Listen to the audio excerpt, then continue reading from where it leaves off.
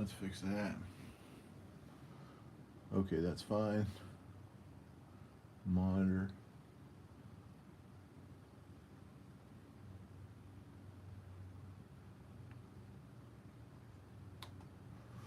Alright.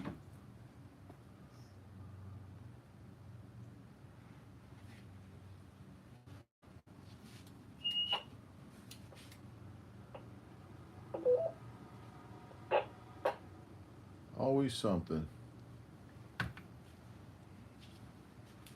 Where's that other radio at? It just squeaked. Over here. Okay.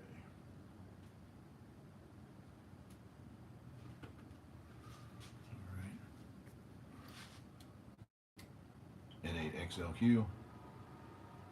Checking the rig over here real quick. Seems to be working okay. N8XLQ, stand by.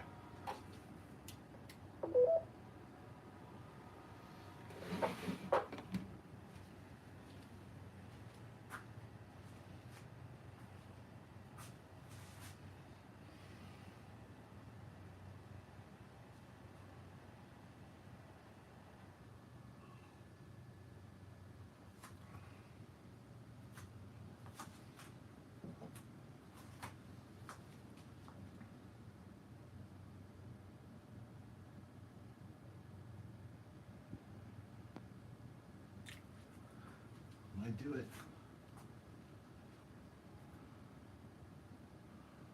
Oh, it did it. Cool. That was a 3-pointer. Welcome to the North Central Ohio Information Traffic Net. Hey, good morning, everyone. This is the North Central Ohio Information Traffic Net. We'll be here every Wednesday morning at this time, 10:15 a.m., mainly for the handling of formal NTS traffic, but also to share amateur radio-related information. Lots of stuff going on, lots of stuff to talk about. I think you'll find it interesting. Grab your coffee, pull up your chair, listen in. If you're driving, be careful. As always, we're taking seconds by a repeater. And if you're interested in being our HF liaison to the 10:30 a.m. session, it's Ohio Single Sideband, please let me know when you check in. Also, if you have formal NTS traffic, we try to get that listed here at the beginning of the net so we can get it on its way quickly. But if you bring it along a little later than that, that's not a problem. We can take care of that too. All right, all that being said, let's get started. Start out first by looking for any stations on either of the two Republic repeaters with or without traffic calling out. Kilo Alpha 8 Lima, Kilo November, K8LKN. Good morning, Jeff. No traffic.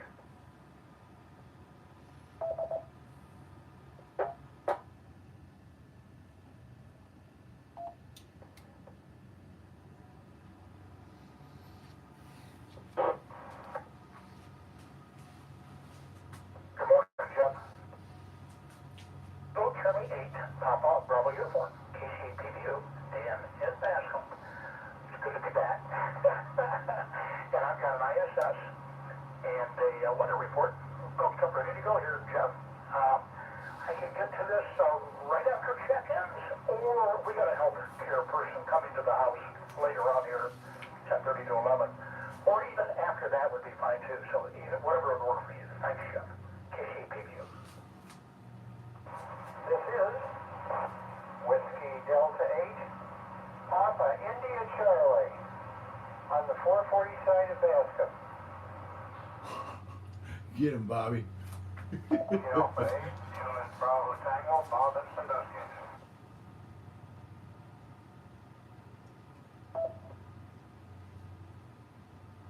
Good morning, Jeff. Kilo Echo 8, Papa X-Ray, Ron from Southern Wyandotte County. I'd be happy to be your HF liaison this morning. I have no traffic. This is Kilo Echo 8, Echo Romeo November, KE8ERN. Jim and Tippin, no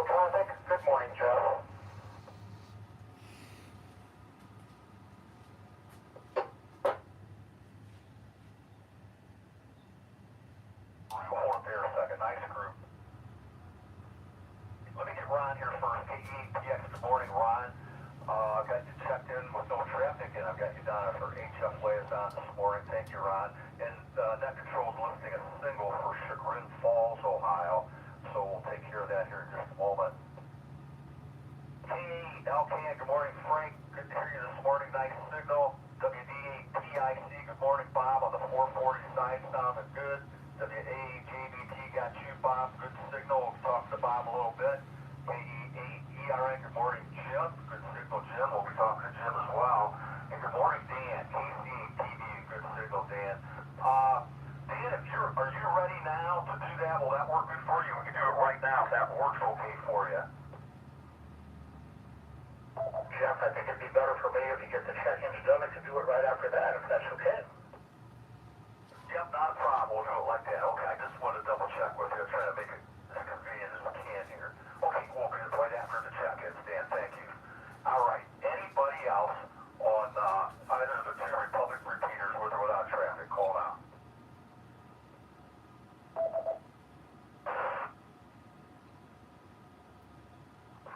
KC8WH, morning, Jeff. No traffic.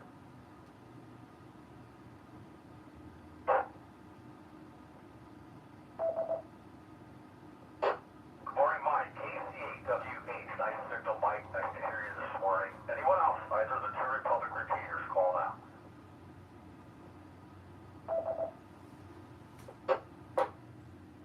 How about the Polk repeater? Anybody on the 443625 machine would like to check? Call now.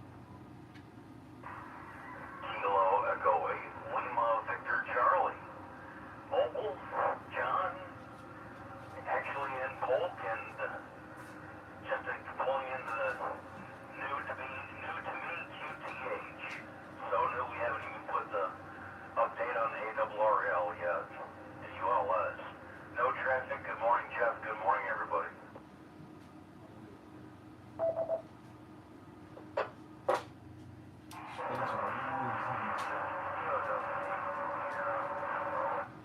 KE8SLG, Nick in Orville.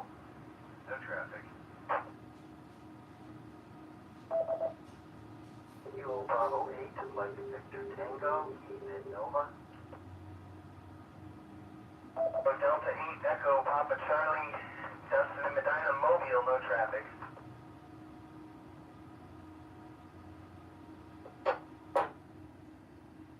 Good, good.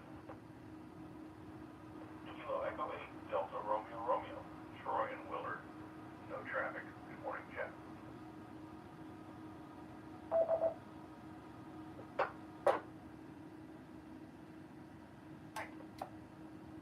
I think we got almost everybody, and we might have missed one or two. Let's see how we did here. KE8, Lima, Victor, Charlie, Mobile. Good morning, John. Nice signal, John. What can I say? Welcome to your new QTH, right? I bet you're all excited, getting all set up in the new home there and everything. Congrats on the new location there. And good to hear you checked in here this morning, John. Thank you. Kilo Echo 8, Sierra Lima Golf. I think I got it right. That's Nick in Orville. Do I get your call right there? Kilo Delta 8, Sierra Lima Golf. Yes, sir. KE8SLG.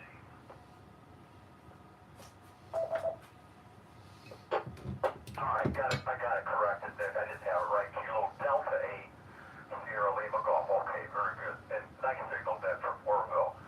Kilo Bravo 8, Mike Victor Tango, Keith, good signal. Got you checked in, thank you. And Kilo Delta 8, Echo Papa Charlie Mobile, but Medina have your station, good signal. Kilo Echo 8, Delta Romeo, good morning, Troy, Willard, nice signal, Troy, thanks for checking in. Anyone else on the Polk repeater?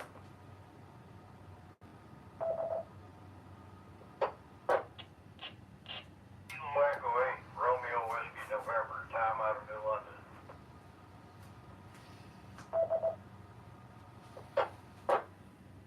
Tom, I got you. Kilo Echo 8, Romeo Whiskey, November, 5 minutes to Tom, thank you. Now, we're going to continue with the call up here, but I got a piece of traffic here we're going to get passed along here quickly. KETX, I got a single for Chagrin Falls. Before I give it to you, though, Ron, let me just make a double check here. Anybody on the frequency that can take a piece of traffic, a single piece of traffic, for Chagrin Falls, Ohio?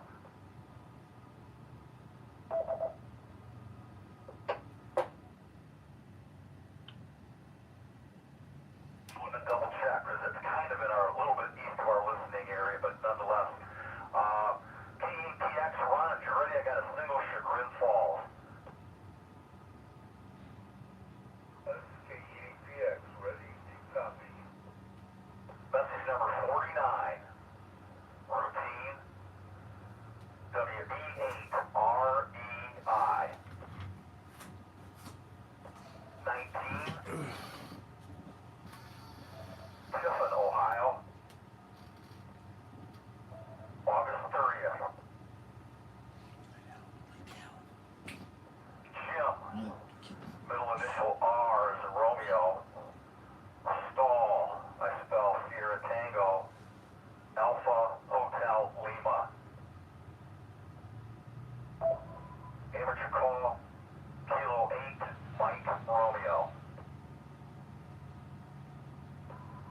30499. Jackson Road. Chagrin Falls, Ohio.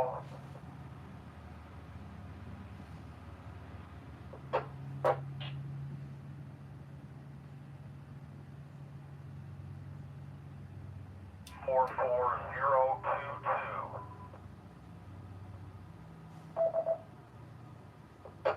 4403824439. Break. Spencer, Ohio. Jim, thanks. 2, that's Tango Oscar. You and the Ohio Initial Group Quebec Sierra Oscar Party Committee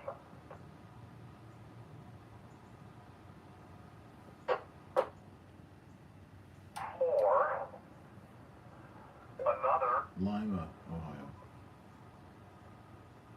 great event. The website, that's all one word, website, is excellent. Figure group 7-3, break. Jeff, W-D-A-R-E-I, end of message.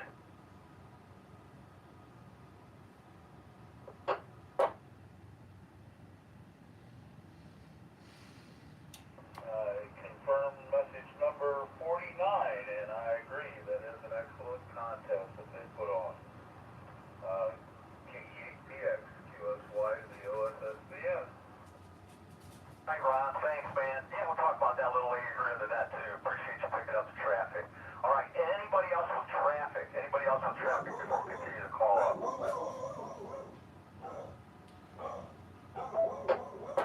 Jade! Other stations on the Polk repeater. Anybody else with or without traffic on the Polk repeater? Call now.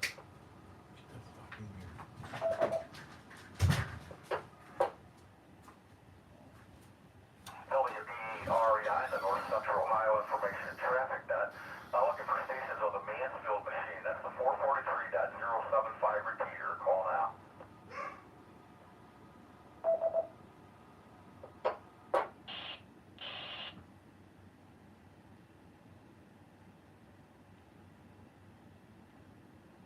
Alright, let's see. Anybody on either of the 3 Berlin Heights repeaters, the 146.805 or the 442.675, or the infamous 53.2906 meter repeaters? Call now.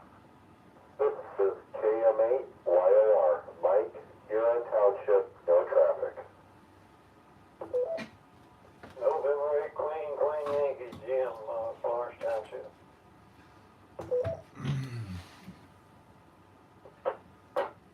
Jeff, Whiskey 8, Hotel Mobile, no traffic.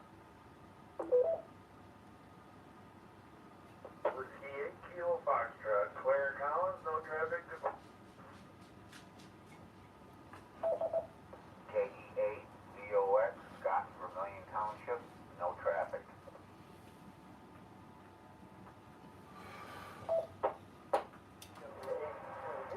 Dawn, outside Oberlin, Argus.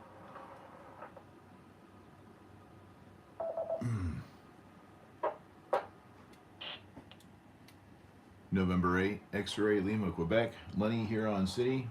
Good morning, everybody. And Jeff, YouTube's up.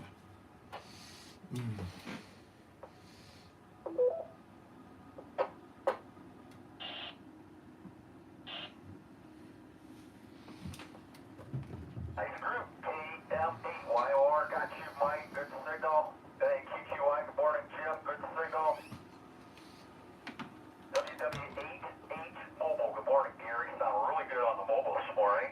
W8KF, clear, got you. Collins, good signal.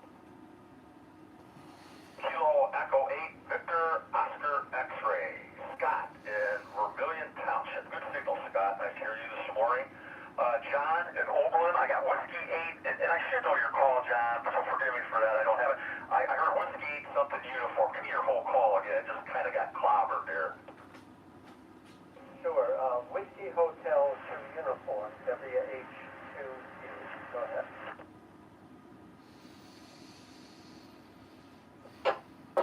John, boy, I was way off there. Whiskey Hotel 2 uniform. Got it. Good signal, John. And Lenny, N8XLQ. Good morning, Lenny. Good to hear you this morning. Good signal, Lenny, as always. And I think YouTube's up and running, so make sure you check out the website there, listen to your signal, see what it sounds like and what it looks like on all the nice technology Lenny puts up there on that screen. It's really, really nice. All right. Anybody else? Any of the 3 Berlin Heights repeaters, call now.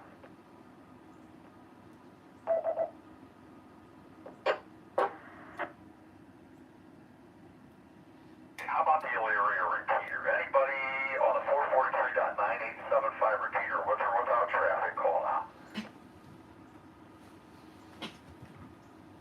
Kilo Echo 8, Tango Sierra Victor, Jerry in Grafton. Good morning.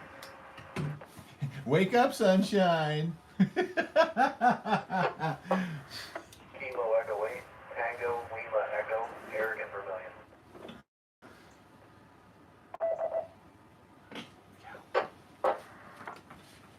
No. Hey, No way. I got Jerry, Kilo Echo 8, Tango Sierra Victor in Grafton. Good morning, Jerry. Nice signal. And good morning, Eric. Kilo Echo 8, Tango Lima Echo. Nice signal, Eric. Thank you both. Anybody anywhere, anyone anywhere that would like to check into the North Central Ohio Information and Traffic Desk called WBREI. Kilo Delta 8 Echo Papa Charlie, Dustin in Medina. No traffic.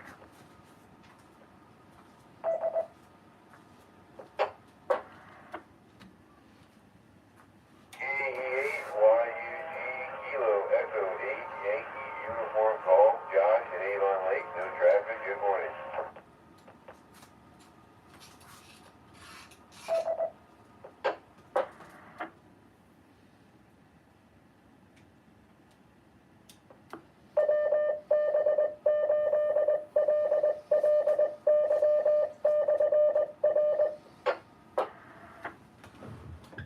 Morning, Tom. Nevada, Kilo Echo 8, Victor, Juliet, Victor. Nice signal, Tom. Nice to have you checked in this morning. And there was another station trying to get in there. Who's the other one? Kilo 8 Delta Victor Mike, Beth and Tiffin.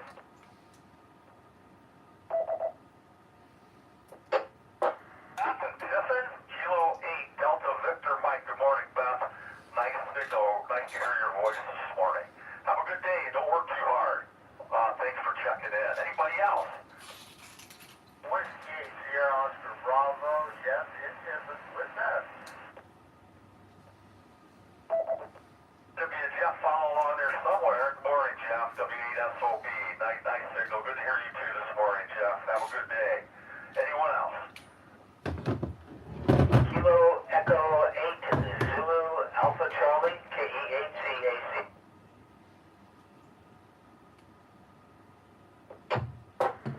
Right. Kilo Echo 8, Zulu Alpha Charlie. Good morning. I didn't get your first name. Is it Zach by any chance? No, actually, it's Philip, and my son-in-law is Zach, so that was an accident. Nice. Okay. All right. Thanks for the explanation, Philip. Well, nice to have you checked in this morning. Great signal. Have you checked in here before? You probably have, but I got to double check.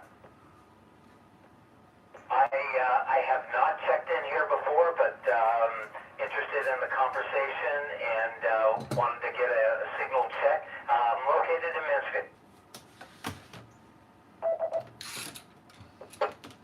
Alright, man, I'm always incorrect on that. Well, what I mean is whether or not you're a new call sign. Anyway, welcome to the net, Philip. Nice signal from Mansfield. We ring a bell every time we get a new call sign. I'm going to double check though with the our call sign database gentleman. That's GMKE8ERN, just to make sure that she hadn't checked in here before. And if not, he'll ring the bell for you, and he's going to tell you what number you are as far as how many different call signs we've had checked in here over the last 5.5 years. Let me turn it over to Jim there real quick. KE8ERN, WBERI. Over to you, Jim. Welcome to the net, KE8 VAC. You are now number 278 on our log. Welcome aboard. Back to the net. Ding, ding, ding, ding, ding, ding. Ring a jing ding. Thanks for the bell, guys. Yeah, I can tell you I'm definitely a new call sign because I'm definitely a new licensed ham. I just got my ticket last week and got set up on a FT70 and having lots of fun. I was a ham at age 14 with a novice and kind of let it expire. Life took over, but now I'm back in and loving it.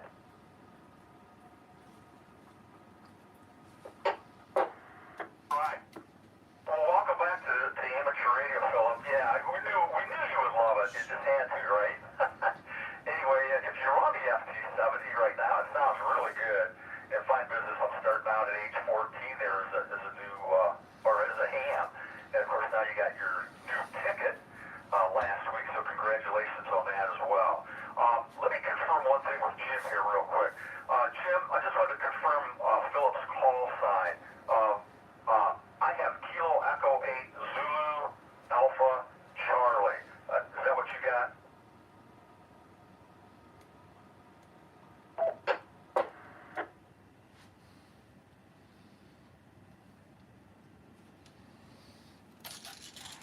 Yes, KE8 VAC is what I have. Back to the net. Okay, I just wanted to make sure my ears, my church tell me sometime. I wasn't sure if you said Zulu or Victor. Fine business. Thanks for double checking that, Jim. I appreciate it. And Philip, again, welcome to the net. Got your bell rang. You're number 278 different call sign here. We're getting really close to 300 different call signs. Unbelievable. Well, thanks for checking in with us. We're here every Wednesday beginning at 10 a.m. We handle formal NTS traffic, and we talk about all kinds of different amateur radio stuff. So, again, tune in. You're always welcome here. All right, anybody else anywhere before we go over to Dan? Whiskey 4, Bravo, Tango, Juliet, Tim, and Bascom.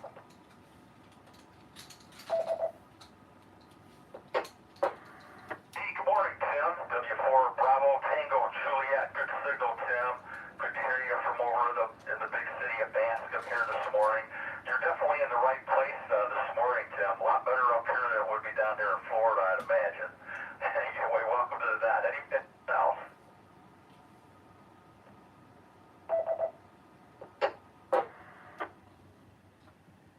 KE8YUG, no one sure if you got me there. I just wanted to make sure.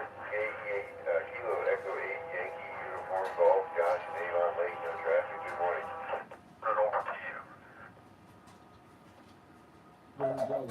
Jeff, I am ready to go.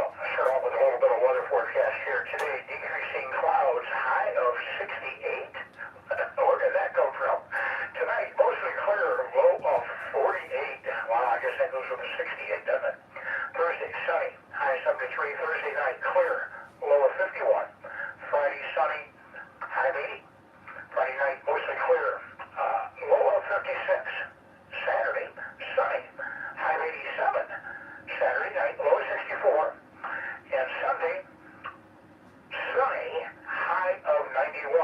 So that's usually where I stop, but wait, there's more.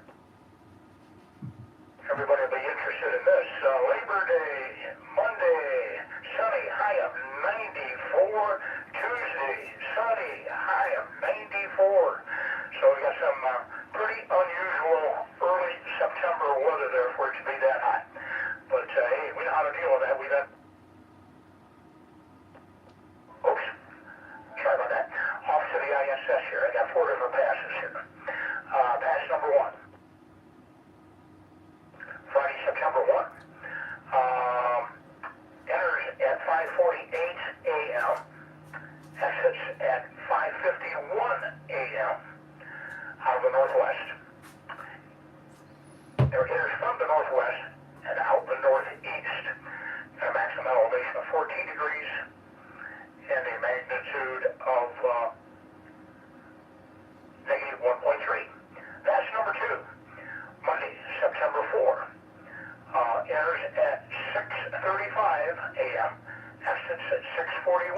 am. And I got an asterisk beside this because this is the first time I've seen this on the ISS detector that's actually showing daylight.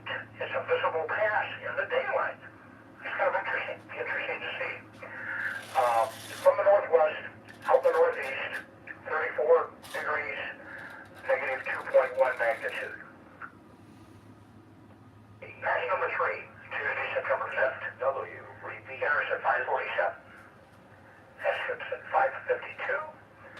From the northwest, out the east, 23 degrees elevation, negative 1.6 magnitude. And the last pass for this week. ISS again, Wednesday, September 6th.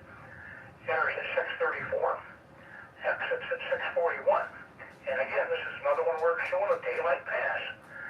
From the northwest, out the southeast, 83 degrees maximum elevation with a negative 3.5. That's the one that's going to be to watch this next week, isn't it? Put it out. Stay there. Stay. Actually, get up here. Come on. Get up. All right, Dan, well, thank you for taking a minute there, more than a minute to put that all together. We really appreciate it. Dan picked up some really nice passes. Again, if you guys have never seen the International Space Station or the Tiangong as they go overhead, here's a nice chance to catch some of them. The one Dan mentioned for Wednesday, September 6th, I think it's going to be a really nice pass.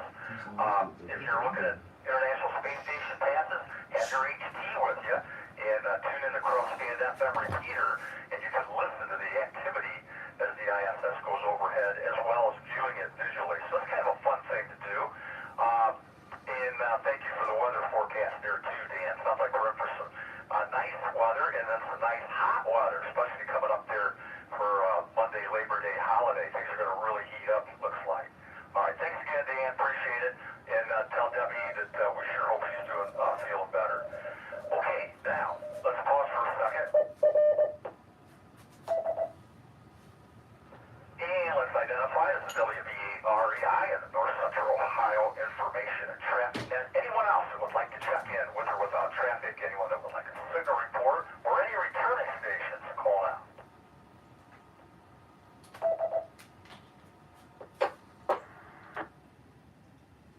KE8 YUG Kilo Echo 8 Yankee Uniform Golf. Josh and Avon Lake, no traffic. Just want to make sure I got on the list there. Good morning.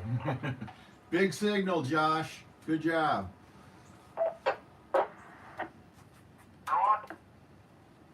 Peanut. Yankee Uniform Golf. Good morning, Josh. Really nice signal there from Avon Lake, Ohio this morning. Sounded really good into the repeater.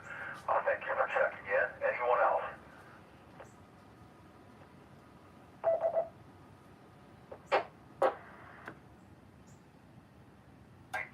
Just a reminder too, as we're going along here, for those that like to follow along and maybe identify some schematic symbols, Google the Kenwood TS450 service manual, and once you get that, and there's lots of links to that service manual, once you find one, decide to get them in PDF format, we'll be looking at the HF power amp unit, that schematic diagram. So again, if you get a chance, pull up the Kenwood TS450 service manual, just Google it, and we'll be looking at the HF power amplifier unit. We'll be talking about that, and if you would like, and you can identify some components there, or comment, or ask any kind of questions, you'll point there towards the possibility of winning a lotto card, which, by the way, we'll be wrapping that up, this series for this manual anyway for today. We'll talk about that when we get there. So everybody's got the heads up on the schematic symbols. Check it out. It's a lot of fun if you kind of brush up on your schematic symbol capabilities there. All right. All right, let's take a look at what's happening here with WWV here this morning. The solar terrestrial indices for August 29th yesterday.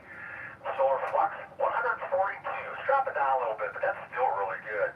I still always like to bring up, I remember the days when we were lucky to break, 80, get above 70 or 80. It was, that went on like that for like a year.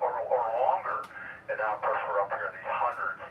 So anyway, the estimated planetary A index was 5. The estimated planetary K index at 8 a.m. Eastern Standard Time on today's date, August 30th, was 2. No space weather storms were observed for the past 24 hours, and no space weather storms are predicted for the next 24 hours.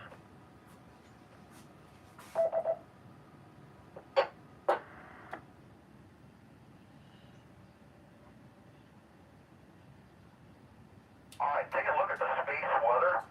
Things are really quiet. I'm looking at the sunspot number. That's a little calculation they go through to calculate the actual number of sunspots on the surface of the sun. And right now it's at 82, so there's quite a few sunspots there, but everything's quiet. We haven't had any major solar flares in the last, maybe 48 hours or so. Things have been really quiet solar flare-wise. And the solar wind, it bears that out. It's 332 kilometers per second. And remember, we always say, we kind of watch it. It seems that when things are quiet and calm, it's right around 350 kilometers per second. And we're right there. We're actually slower than that. So, again, very quiet activity on the sun at the moment. Now, and we've already mentioned, but I'll mention again, the solar flux index is 142. So not a whole lot to report there, just nothing really happening.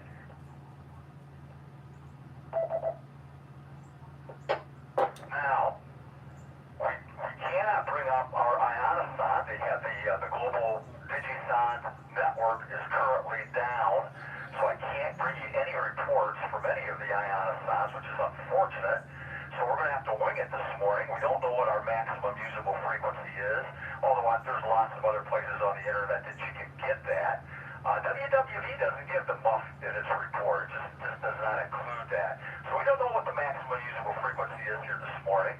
But we're going to go over to Jim and see what HF beacons that Jim heard this morning. Now remember, just a reminder for anybody that's not familiar with it, VX beacon network. And so they have transmitters located in various parts of the world. They're on, they're on 20 meters, 17 meters, 15 meters, 12 meters, and 10 meters. And so Jim listens for those in the morning to see if he can hear they identify a CW, and then they send out just a bunch of dits.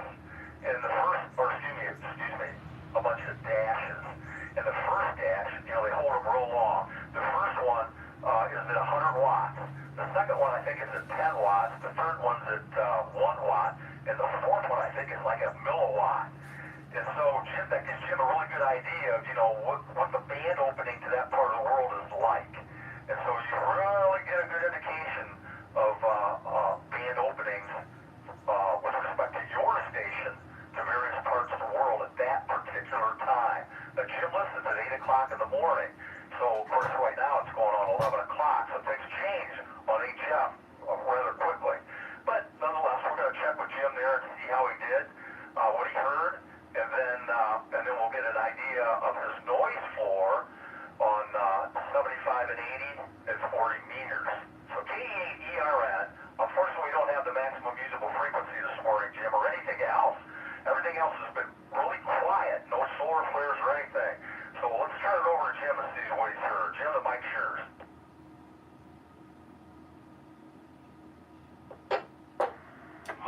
Things were kind of quiet here. There was only 10 beacons on 20 meters, and they were real weak. I could hardly tell they were there, but they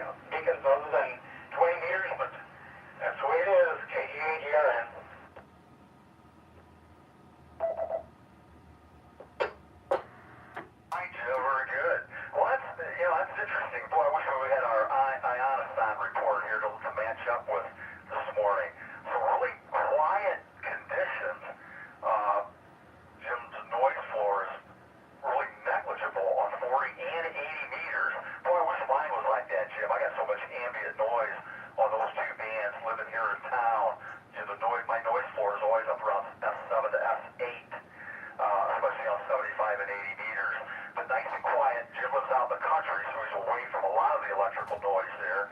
And things are real quiet for him on those bands at the moment. And fine business on very weak beacons, 10 of them. Jim heard on 20 meters. So it sounds like the muff, the maximum usable frequency, is probably right there, right at 14 megahertz at the moment. And later on in the day, maybe that will increase. We'll have to wait and see. All right, fine business. And in the meantime, somebody else might want to check what the muff is. And again, it's probably right around 14 megahertz. You're very close to that, based on Jim's report. All right, Jim, you got anything else, or anyone else have anything with regard to the solar conditions this morning? No, Jeff, that's all for me. KEADRN.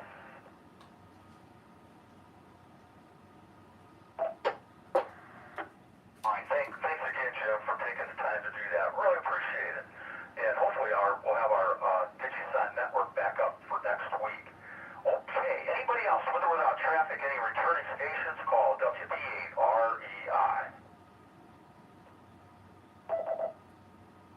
Morning, Jeff. Alpha Charlie 8, Sierra Bravo with no traffic. KE8PX returning. Past one, I'm bringing back one.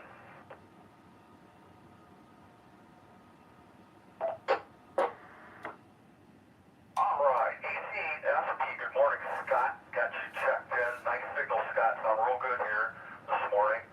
And KE8PX, Ron, we got you back. You passed our traffic and you have one to list. Please list your traffic. Yes, I have one for Toledo, Ohio.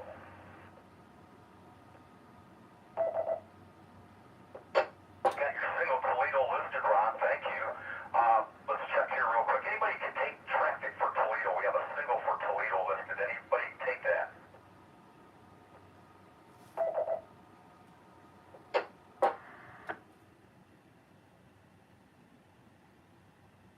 Takers for Toledo traffic. Call WD8REI.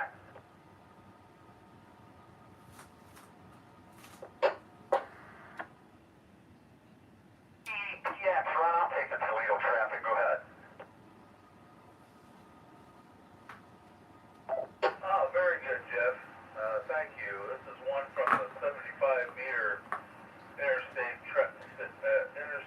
sideband net.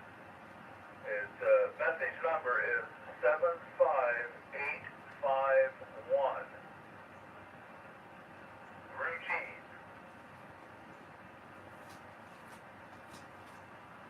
Handling instructions is Foxtrot 1. W2 Papa Alpha X-ray. ARL 15.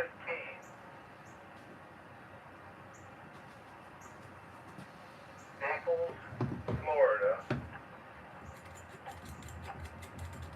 August 29.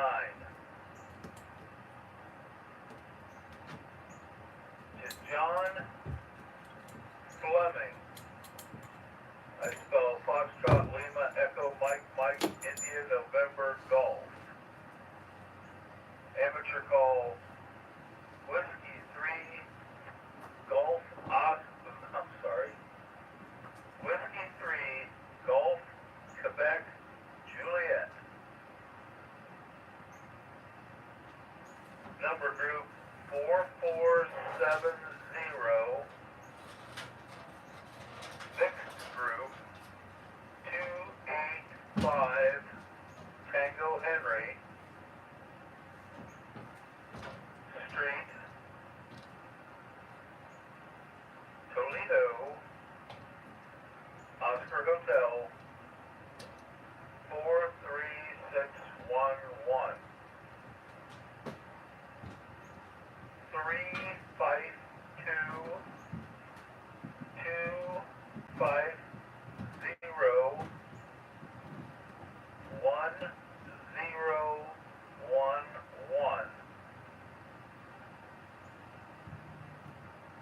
John at Whiskey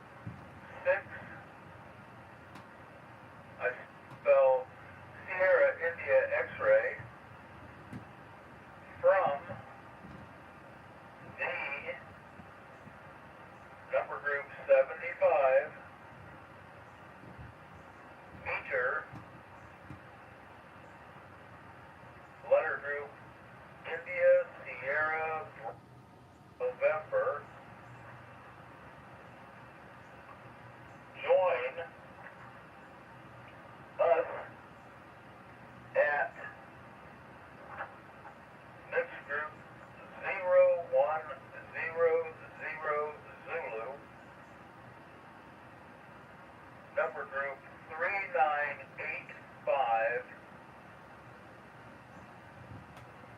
letter group Kilo Hotel Zulu,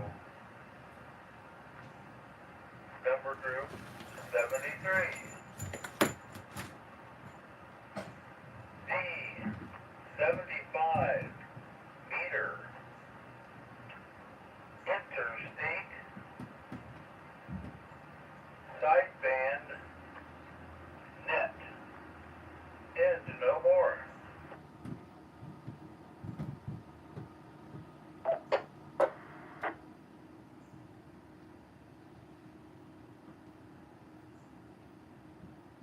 Roger, message number 75851, WB8REI. Thanks for bringing the traffic back.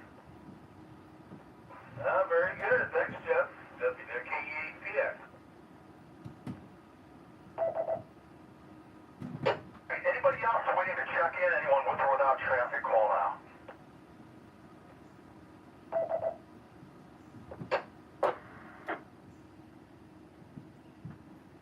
Alright, let's keep going here. Boy, I'm looking at the tropospheric ducting map, and what can I say? If you're a 2-meter guy, you want to be listening to the 2-meter bands, maybe even the 440 bands, because, man, there's some really excellent conditions are going to be coming up.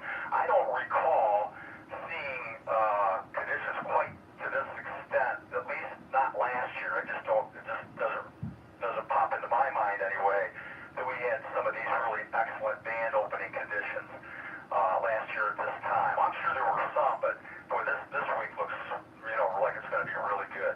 So let's zip through this here real quick. So listen up if you got 2-meter gear and you're interested in working maybe some tropospheric ducting, or nonetheless, just really good band openings.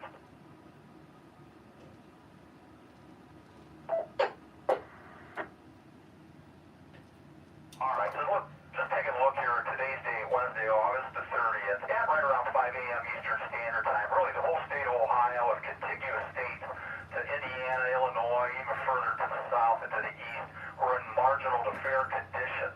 Got down along the southeast of the Ohio River, then things really got strong to very strong.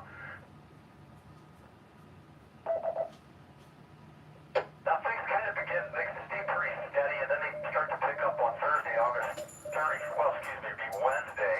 Wednesday, August 30th, tonight, right, at about 11 p.m. Eastern Standard Time, where you're looking at moderate to high conditions up along the northern tier of Ohio, especially northwest Ohio, and of course over Lake Erie. Moving into the wee hours of tomorrow morning, August the 31st at 2 a.m., 2/3 of the state are in high to moderate conditions, and that is like that looking towards states to the west, to Indiana and into Illinois, and states even to the southeast. Now moving into 8 a.m. tomorrow morning, now it really starts to it's quite a path. And so through pretty much 2/3 of Ohio, you're looking at high conditions. And that is a solid path right on into Indiana, Illinois, and stations to the west, southwest. Even going into the eastern, northern parts of Pennsylvania and into parts of New York and New Jersey. Again, you're looking at high to strong conditions. Die down a little bit come the afternoon, 2 p.m. in the afternoon, really, where it just dies down, at least for northwest Ohio. Stays that way up until we get to about the wee hours of Friday morning, September 1st. Friday, September 1st, if you were up at 2 a.m., boy, oh boy, northwest Ohio again, high conditions for tropospheric ducting. Again, when you look at states to the west, especially southern parts of states to the west of us, they're in real strong conditions. And it's a big patch. It goes straight west about 3 or 4 states. Okay, they get even better.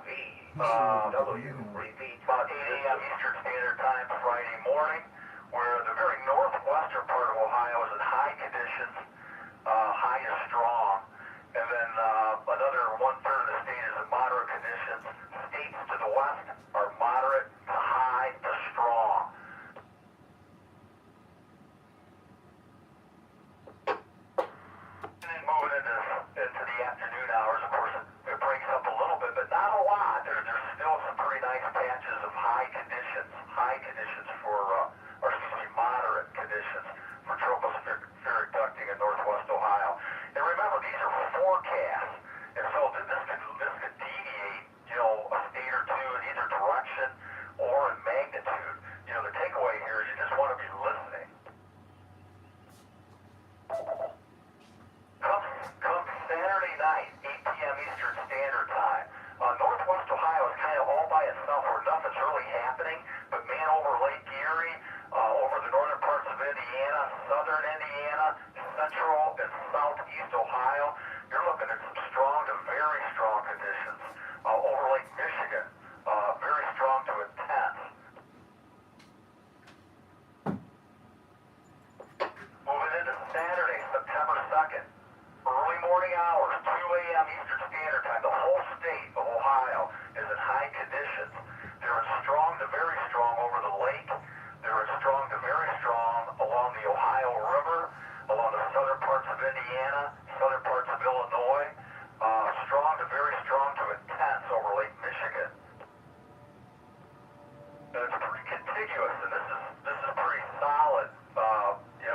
Looks like some pretty interesting conditions. Again, that's 2 a.m. Eastern Standard Time, Saturday morning, September 2nd. Holds together right on into 8 a.m. Eastern Standard Time, Saturday morning, September 2nd, where most of the state is in high to moderate conditions, and even parts of the southwest, or I should say parts of western Ohio, are in strong conditions. And again, over the lake, strong to very strong. In states west, again, going towards Indiana, Illinois, out that way. In states east, really all the way to the coastline, you're looking at moderate to high conditions to strong conditions. As always, as we move into the afternoon, 2 p.m. Eastern Standard Time, Saturday afternoon, things they break up a little bit, but there's still patches of strong to very strong over Lake Erie.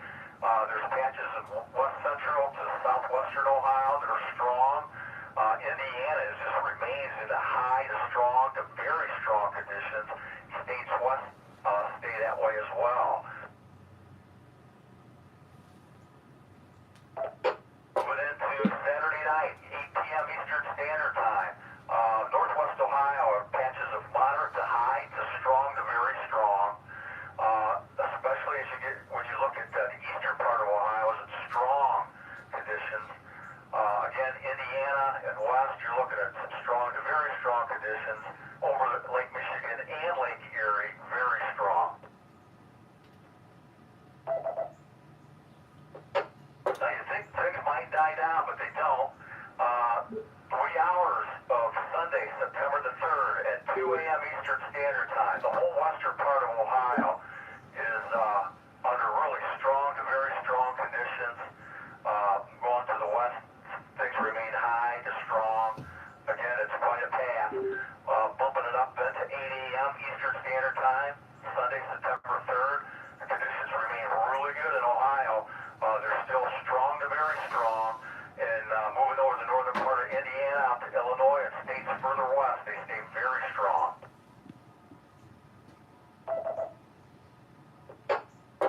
And then Sunday afternoon, 2 p.m., things really break up quite a bit. However, northwest Ohio still is in the high category over the northern slither of Indiana. So even though we get into the afternoon hours of Sunday, if you're in northwest Ohio and in the east central part of Ohio, you may still experience some conditions for tropospheric ducting. And then let's see, getting into Sunday night, 8 p.m. Eastern Standard Time. I always like to pay attention to that. That's when all our nets are running, our Sunday night nets and all that. Things really have settled down. It's up. I mean, it's marginal, just marginal. So just to give you an idea, scale from 1 to 10, marginal is a 1. And so nothing real big there. Over Lake Erie, again, you have your moderate to strong conditions.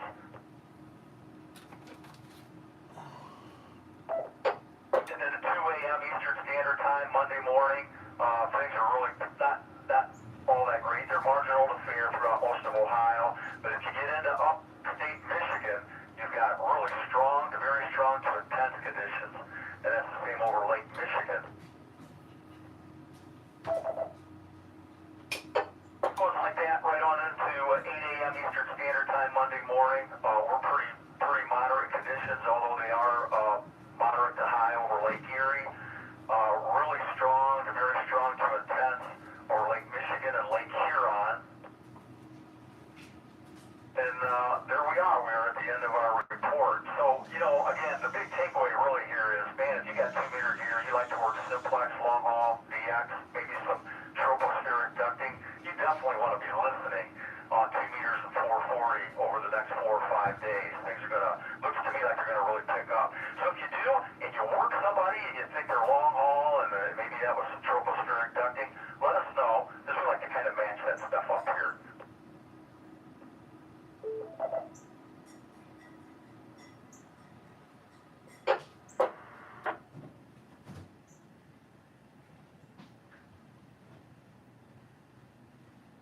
We're going to talk about the International Space Station. Got some neat stuff coming up there. But before I do, anybody have any comments or any experiences or anything that you want to pass along here with regard to the VHF, UHF band conditions? Anybody? Call now.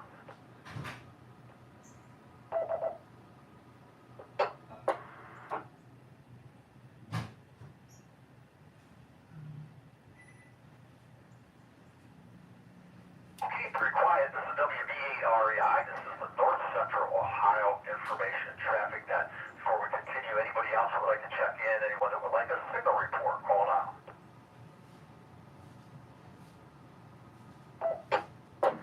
Kilo Charlie 8, Foxtrot Charlie Echo, Mike, Sandusky County. Just checking in. Thanks.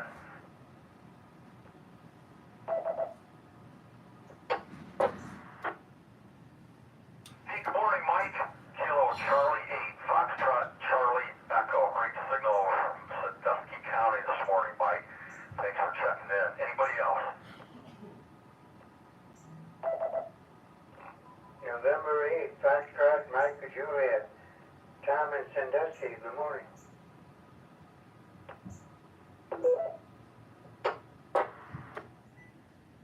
Hey, good morning, Tom.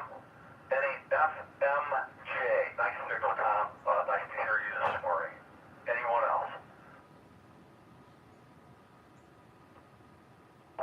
Kilo Delta 8, Papa Zulu Lima. Mark in Delta.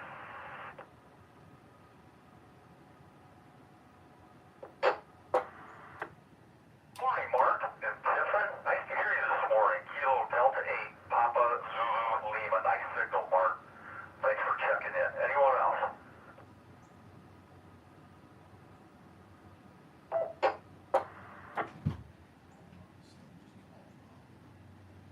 Let's take a look at our International I'm not Space here. Station stuff. Then we're going to go over to Bob in just a little bit to get some updates on some special events, VE test sessions, and campsite activity. All right, so let's see here. What's happened on the Columbus module of the International Space Station? It is still currently configured for crossband FM repeat, so keep that in mind when you're out there looking at those nice passes that Dan gave us. It's a nice time just to have your HD with you. You want to transmit, if you decide to transmit on 145.99, you have to use a PL tone of 67 hertz, and you listen on 437.800. Will be some maintenance or some activity going on that they're going to have to shut the radios off. They're going to be powering off for a Soyuz docking on September the 15th. So that's ways off yet, right? But we'll mention it here nonetheless. September 14th, they're going to shut it off at, let's see, 10:15 Universal Coordinated Time or 6:15 a.m. Eastern Standard Time. And then they'll turn the radios back on September 15th at, let's see, 19:30. And I guess that would be what, 5:30 p.m. Eastern Standard Time. So we'll have plenty of time to mention that again. And there'll be other activity going on. They don't have times announced yet. So let's bring that up. That way, if you're wondering, you're sitting there, you've got your tracking software, you're waiting for the ISS to go overhead, listen for the crossband FM repeater, you don't hear anything. And you're like, man, what's going on here? There's a good chance they probably have the radio shut off. So that's why we try to pass this info along.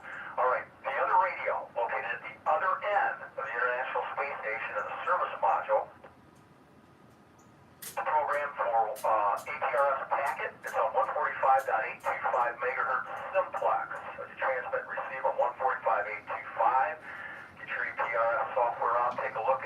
nothing cooler than when the ISS goes overhead and you watch that APRS map light up with APRS stations all over the eastern part of the United States. Again, they're going to be also shut off same period, September 14th at 10:15 Universal Coordinated Time, and they'll be turned back on September 15th at 19:30 Universal Coordinated Time. Now let's take a look at what's going on with some of these school contacts. Well, Jeff, thank you. Go ahead, Jim. Yeah, copied the space station Monday 10:40 a.m. until about 46 a.m. Pretty good signal.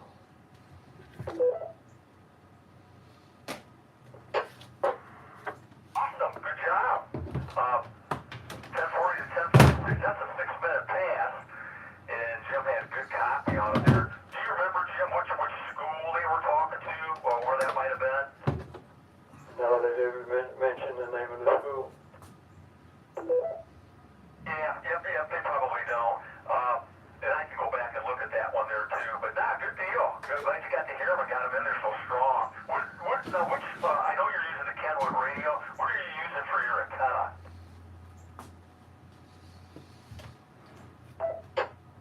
Believe it or not, I was on the Yaesu 7250 sitting here in the family room, and a mag mount antenna in the windowsill.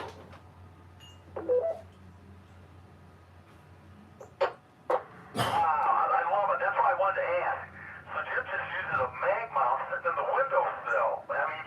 How cool is that? And he's able to listen to the International Space Station carry on their conversation there with the schools in a pass. So very good. Thanks for the report, Jim. And that's really good there. A 6-minute pass is a long one. And to get a good signal report, they must have been, that footprint must have been right in our area for sure. Thank you very much. Anybody else?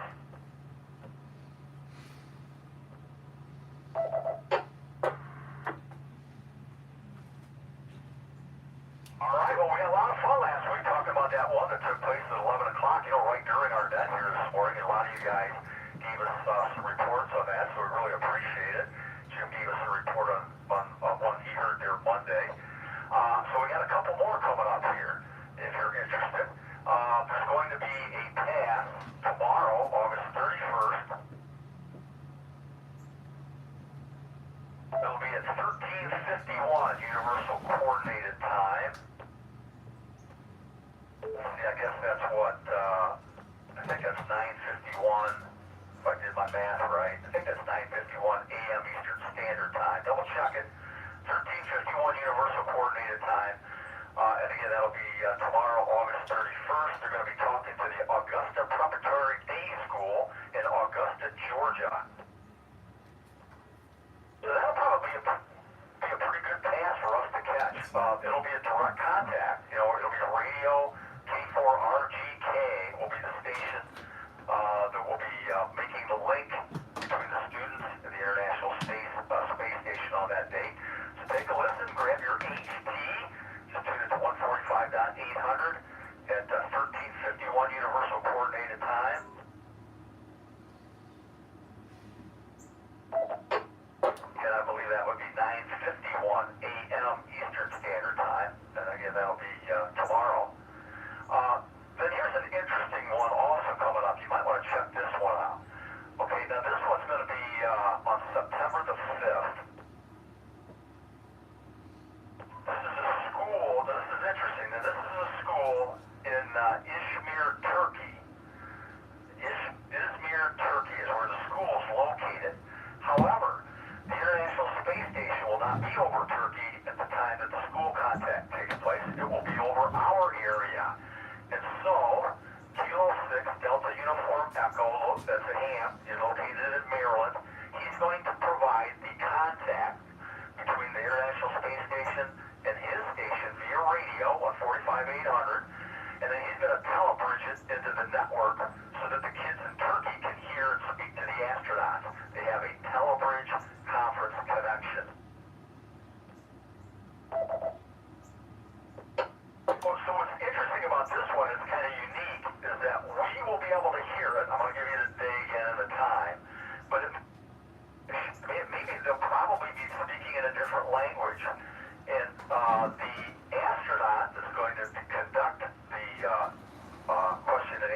period is Jasmine Mogbelli.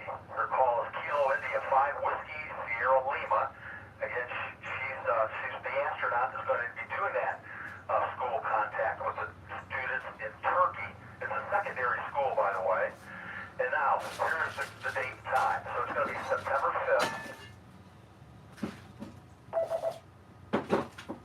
at 11:23, well, almost 11:24 Universal Coordinated Time.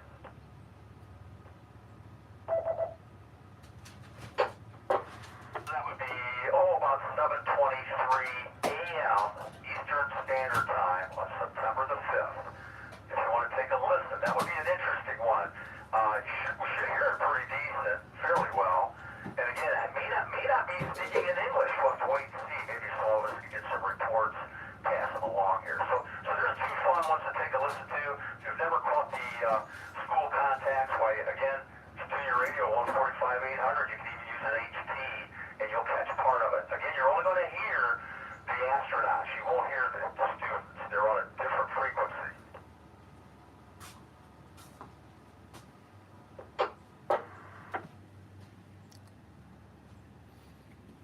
Jeff, is she one of the four that just went up?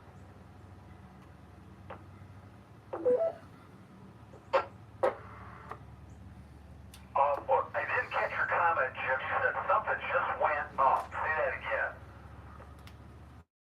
I said, was she one of the four that just went up there? It should have ran all day. The battery's screwed.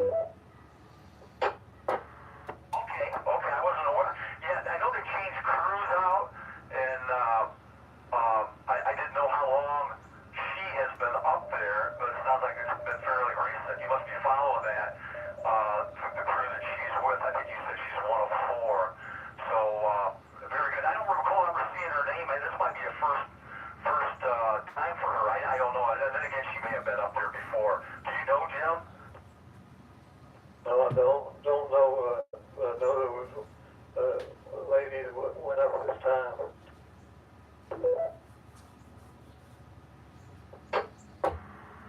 Well, it's always interesting, these kind of things with the beauty of the internet, right? You can always research it, drill down, Google it, and you can find out who these astronauts are, get to know a little bit about their background and that sort of thing.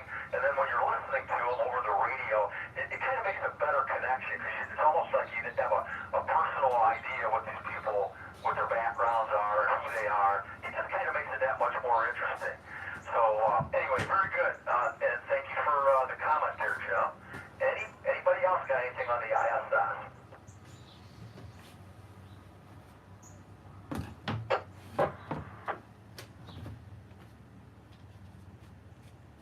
All right, very good. So two nice passes coming up. One might be very interesting. It may not be in English, so maybe we'll get a chance to talk about that again, I think, before that one comes up September 5th.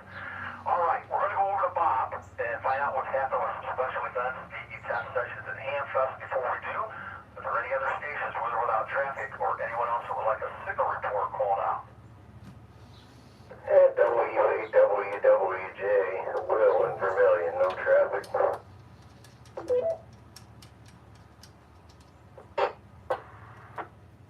Well, make sure I got your call right. W8, WWJ.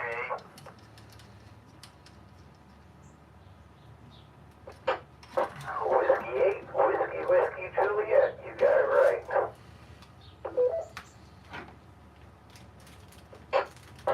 All right, fine business. Thanks, Will. Nice signal, by the way. You got a real good signal. Anybody else?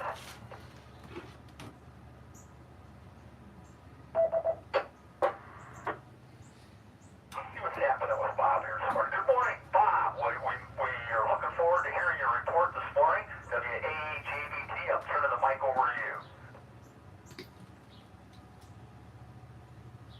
Okay, thank you, Jeff, and good morning to everybody on the net.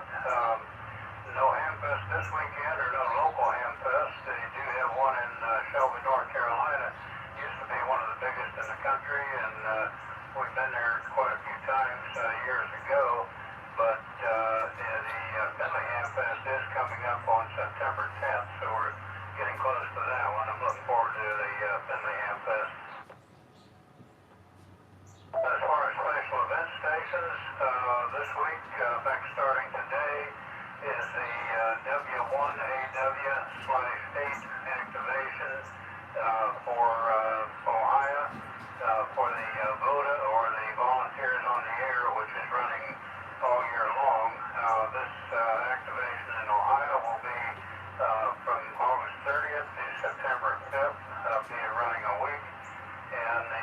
activation that'll take place on 160, 80, 40, 20, 15, 10, and 6 meters. So just about all bands, and they're using CW, phone, digital, like all digital modes. So there should be quite a few stations you should be able to spot, at least on some of the lower bands for here in our area, and possibly 6 meters. But that'll be going on for the entire week, so and watch for that one. For other special events, Auburn Cord Duesenberg Festival Special Event Station, call letters K9A, and they're operating from August 26th through September 9th. And I mentioned it was their call is K9A, and it looks like they're just operating phone on 40 meters and 20 meters and 10 meters. They're operating from the museum in Auburn, Indiana. The next one is the Hurricanes Katrina and Ida commemoration. That's August 29th and 30th, and that's from call letters W5 GAD from Louisiana. I probably butchered that one, but anyway, they're operating on 40 meters, 20 phone, and CW on both bands. They also list FT8, but they don't show the FT8 frequency would be the standard frequency, I'm sure. Another one is the 32nd annual fly-in cruise-in on September 2nd, and that's from 1200 Zulu to 1800 Zulu. Call letter W9EBN from Marion, Indiana, and they'll be operating on 40 meter, 20 meter, 15, and also D-Star reflector number 24, and they're also listing DMR talk group 3100 or the DMR talk group 31656, and as I said, that's operating on September 2nd. Another special event, Return to Paradise, 45th anniversary, September 2nd and 4th through the 4th, and their call is K7RDG from Sierra Vista, Arizona, and they're operating on the 80, 40, 20, and that's apparently it is 80, 40, and 20, but they're operating phone and FT8, FT4, and JS8. Another special event is the VJ Day Remembrance, September 2nd, 1500 Zulu to 2030 Zulu, W5 KID from Baton Rouge, Louisiana, and they'll be operating on 40, 20, and just 40 and 20 meters CW sideband and FT8, and that operation is from the aboard the USS Kidd, the World War II Fletcher class destroyer. They seem to have special events on a kind of regular basis from that club station on that ship. So another VJ Day at the USS Razorback, and that's September 2nd, 1500 Zulu to 2100 Zulu. Call letters W5R from Little Rock, Arkansas, and they'll be operating on 40 meter phone and 20 meter phone and 20 meter FT8. And one final one, the Blue Ridge Bonanza, operating September 3rd, 1300 Zulu to 2100 Zulu. Call letters W4CA from Roanoke, Virginia, and apparently they have multiple stations at frequencies on 20 and 40 meters operating along the Blue Ridge Parkway. More details and information on most of the special event stations you can get at arrl.org. Click the On the Air tab and go down to the listing of special event stations. also checking the call sign with QRZ.com. Most cases they have extensive details and pictures of the QSL or certificates that they offer. And also I found on the Ohio Section Journal there's a list of DX activations and some foreign special event stations listed there also. WAJBT continuing with the test stations. On Saturday we have Bryan, Ohio, September 2nd. 10 a.m. walk-ins are allowed. Contact is Benjamin Murray, and the number is 419-630-3547. Test location is at the People Works Community Building, 3440 County Road 9 in Bryan, Ohio. Also on Saturday is Massillon, Ohio. They're at 8:30 a.m. They also allow walk-ins, and the contact there is Rex Simmons, and his number is 330-832-0609, and their location is at the Central Presbyterian Church, 47 2nd Street Northeast in Massillon. Couple of other ones a little farther away. Lancaster has one on Saturday, 10 a.m. No walk-ins allowed there. You do need to register. Contact there is Robert Northrop, and the contact is by email, and his email address is kcpsw@spectrum.net. So one other one on Saturday, Lisbon, Ohio, 1:30 p.m. Walk-ins are allowed there, and the contact is Donald Kemp. Again, an email address is call letters nn8b.ohio@gmail.com.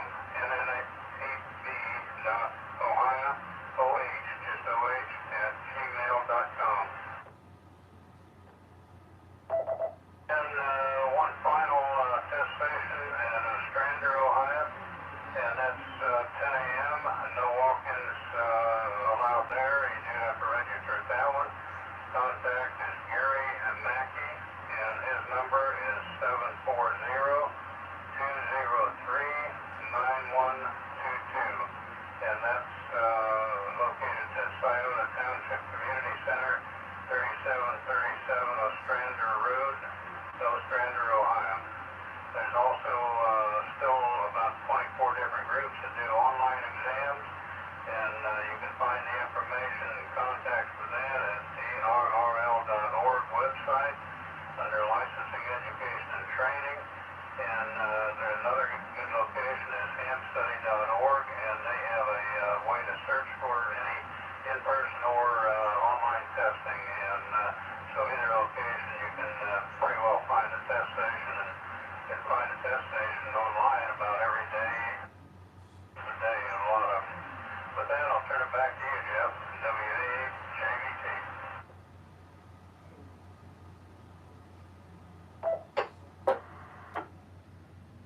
All right, Bob, thank you very much for all the good information. Anybody got any questions for Bob? Anybody need any information repeated or any comments about anything he covered? Call now.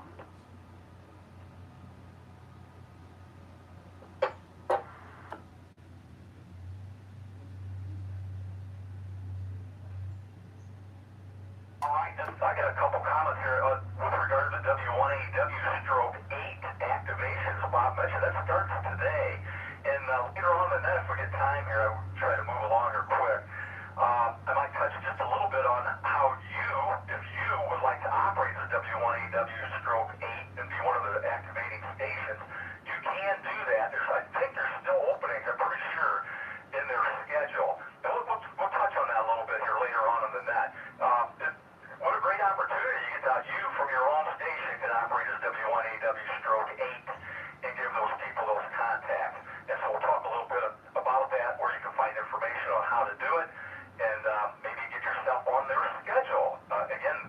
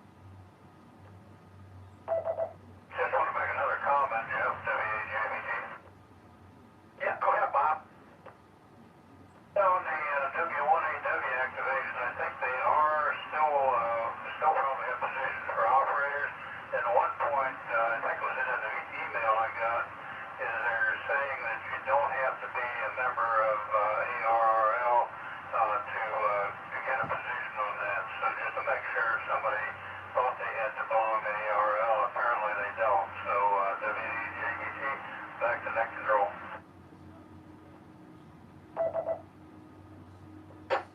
All right, very good, Bob. Good point, too. Good. I'm glad you brought that up. So anybody listening here,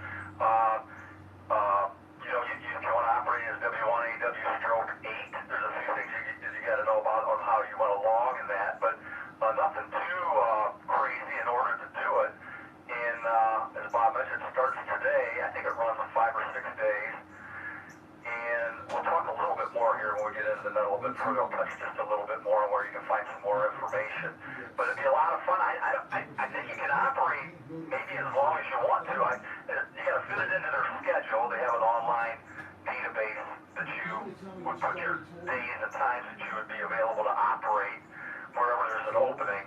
So I would imagine, like, if you wanted to operate a certain day for maybe an hour or two, you could do that. So keep that in mind, for somebody who would like to try that. It'd be just a lot of fun for maybe somebody here listening to our network here this morning. All right. Before we continue, are there any other stations with or without traffic? Anyone else that would like a signal report going on? Do it later. That habit needs to shift. It's an observation, not a complaint. Okay? November 8, Bravo, Alpha, Bravo, Jordy, checking you. Sorry about the late check-in. It's a general observation of cleanliness. Good. Thank you. Good morning, November 8, Bravo, Alpha, Bravo. Say your name again. Name is Jordy, J-O-D-Y. That's my son's name. Okay, well, good morning again, Jordy. I just want to make sure I got your name right. I wasn't sure if I was hearing you right there. All right. I had you checked in, Jordy. Where are you located at, by the way? Go and get your bell rung, dude. What was I gonna do? Located in Norwalk, Ohio. Wow, it's not even hot. It's just warm. Okay, good signal. Good signal to the repeater there from Norwalk this morning, Jordy. And I'm pretty sure you've checked in here before.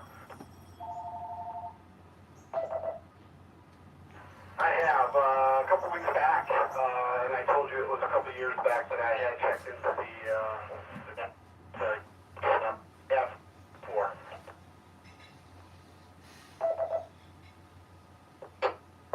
All right, very good. Just wanted to make sure I didn't miss any new call sign there. And I thought, you have a unique name there, and so I thought this kind of rang a bell in my head, but I wanted to make sure I had it right. All right, very good. Again, thanks for checking with us from Norwalk. Nice to have you on the net, Jordy. Anybody else before we continue? KEARN. Go ahead, Jim. I don't have NABAB listed on our log here.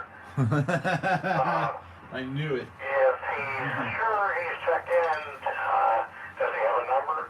If not, he will be 279 in our log. Back to you, KEARN.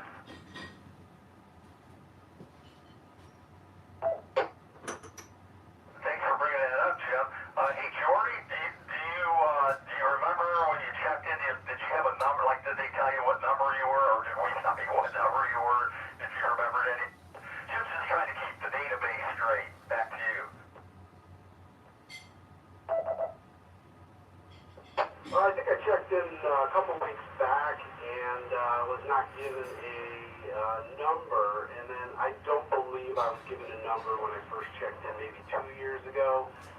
But I'd be more than happy to have this be my first official check-in, so I would appreciate that. Everybody likes getting their bell rung. Well, here's your official bell ringing.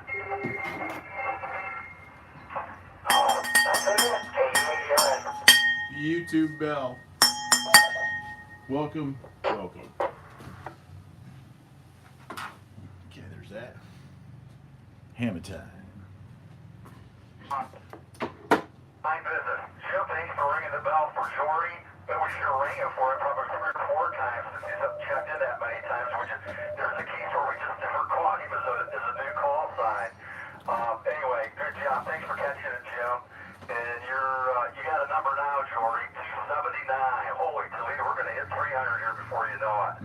right All for right, Christmas. thank you again. A nice signal there from Norwalk, Ohio. Anybody else before we continue? Kilo 8 Charlie Victor Mike K8 CVM Chuck in Parma Heights. Bitchin' signal, Chuck. Nice. Whiskey 8 Tango Tango Foxtrot Mike downtown Huron. Morning, Jeff. Nice to hear you this morning. Anyone else? Hit him again, Mike. Whiskey 8 Tango Tango Foxtrot Mike downtown Huron. Morning, Jeff. Booyah.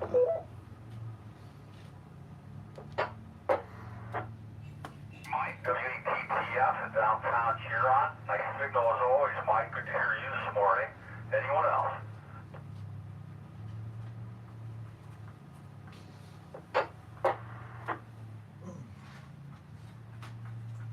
All right. Just for information purposes, I think we're at an all-time record high here. Don't usually keep real close tabs on this, but we're just shy of 40. I think we're at 38 right now. Check-ins. You're almost 40 check-ins this morning. Lots of folks. Nice to hear everybody. All right. Let's continue here. You look over here at the shop this morning where there's all kinds of cool stuff listed there. I'm not going to hit all the items. When you get a chance, go over and take a look at the Ohio Section Swap Shop. And remember, if you got something you want to sell, give, or trade, or do a fundraiser for your club, that information, you can do all that. You can find out all the details on how to do it, all the terms and conditions at the website. So for sale, John has got a Kenwood TS 590 SG with a BP23 external speaker and voice module. It's asking $950. If you're interested, contact Jim, Alpha Charlie 8, November Tango. His email is the letter J. A. Wilson. So J.A. Wilson at the letter J, the number 3, solutions.com. Yeah, Kenwood TS 590 SG with the BP23 internal speaker and voice module for $950.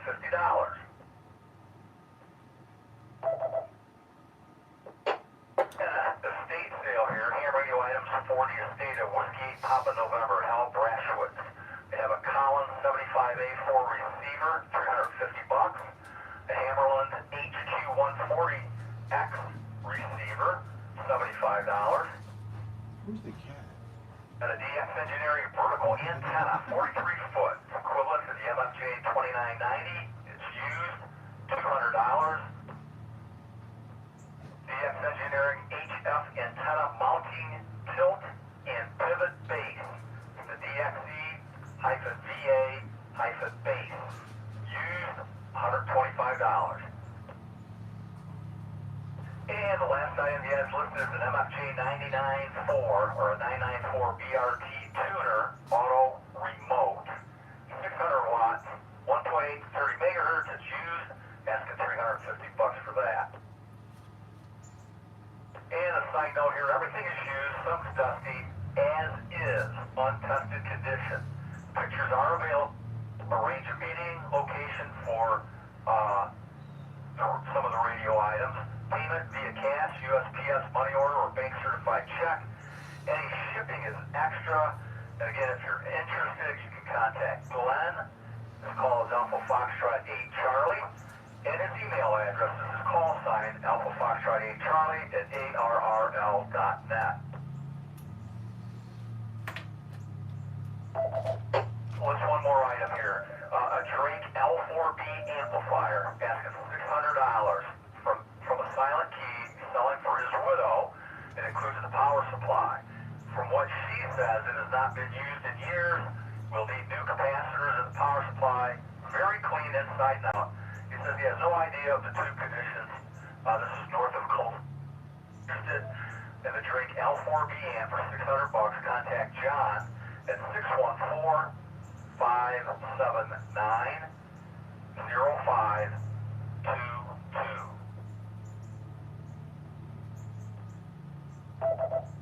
And we didn't cover everything on there. Again, get a chance, go over and take a look at the section swap shop. There's all kinds of stuff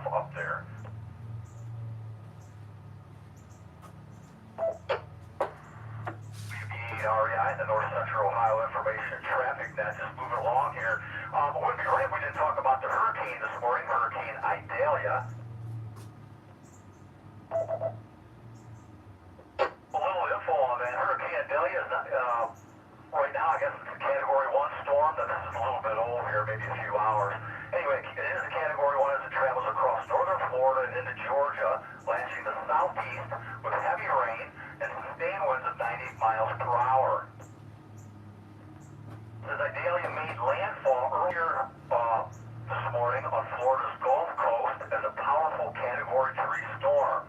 It's the strongest hurricane to make landfall in the Big Bend region in more than 125 years, and it briefly intensified into a Category 4 hurricane before it made landfall. You can do that today. The storm is causing flooding in coastal areas and has left nearly 264,000 Floridians without power. Storm surge from Hurricane Idalia is setting records for highest water levels in multiple locations on Florida's Gulf Coast, from the Tampa Bay area to the Big Bend region.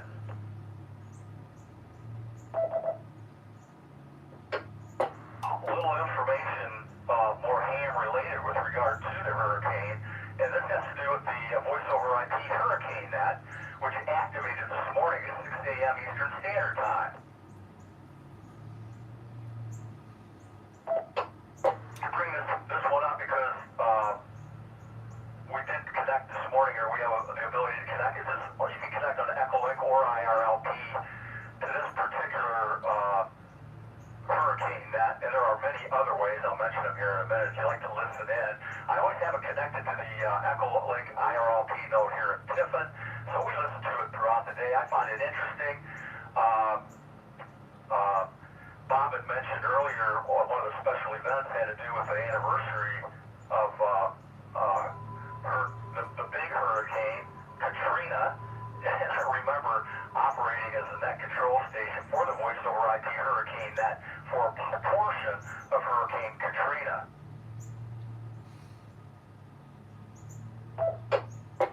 It's neat that they have an amateur radio station at the National Hurricane Center in Miami, Florida, and they are active on that net. So it's really interesting to listen to. So here's a little information from the net manager of the Voice over IP Hurricane Net. He says, hello everybody. The Hurricane Net will activate at 6 a.m. Eastern Daylight Time on Wednesday morning, this morning, and they'll remain active potentially through 11 p.m. Eastern Daylight Time Wednesday evening.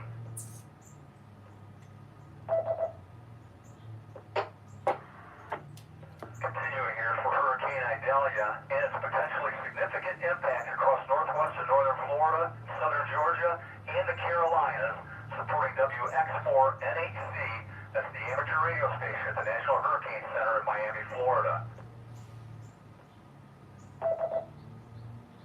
Idalia is expected to achieve major hurricane status prior to landfall, which this is already old, that's already happened.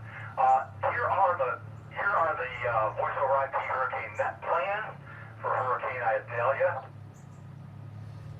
Again, they activated at 6 o'clock this morning, and they're going to remain active until, or potentially active, until 11 p.m. Eastern Daylight Time this evening.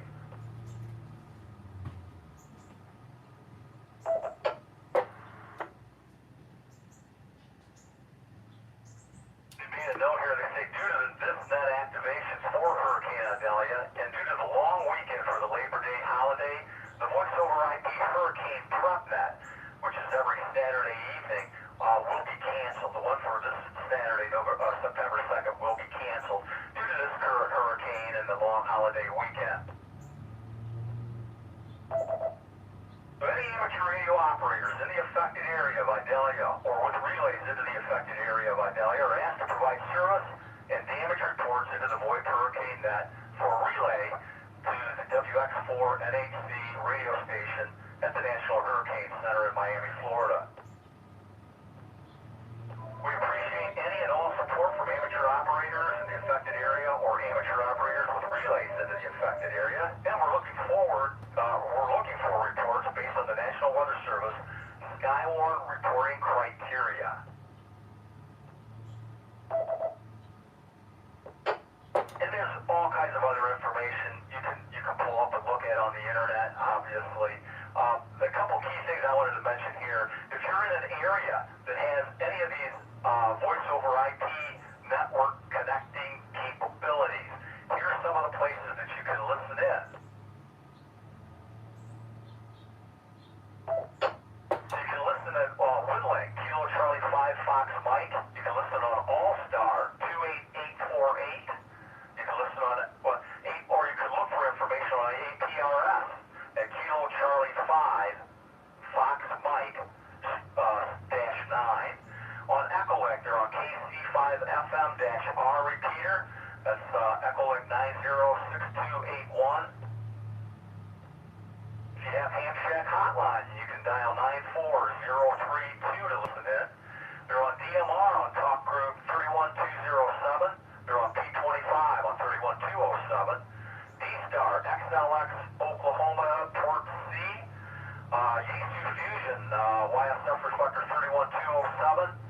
And, let's see, M17-Sun, Module A. Blanket IRLP, the New England Echolink Conference Node 9123 on Echolink, or on IRLP 9123, that's the one we connect to. Also available on Skygate, Echolink Conference Node 868981 or IRLP 9252. Kilo Charlie 4, Quebec Lima Papa, stroke C, that's Echolink Conference Node 290251. ARERT, it's Echolink Conference Node 902723. And the last one I have listed here, Washington, D.C., Echolink Conference Node 6154. Bob says the Voice over IP Hurricane Net Management Team continues to closely watch Hurricane Idalia. Thanks to all for their continued support for the Voice over IP Hurricane Net. And best regards from Rob, KD1CY, is the Director of the Operations for the Voice over IP Hurricane Net. So, again, if you got capability for some of these Voice over IP network connections, you might pick one out there. It's just fun, you know, you can make a connection and just listen on your radio. We do it here all the time here at Tiffin, and always enjoy doing that. All right.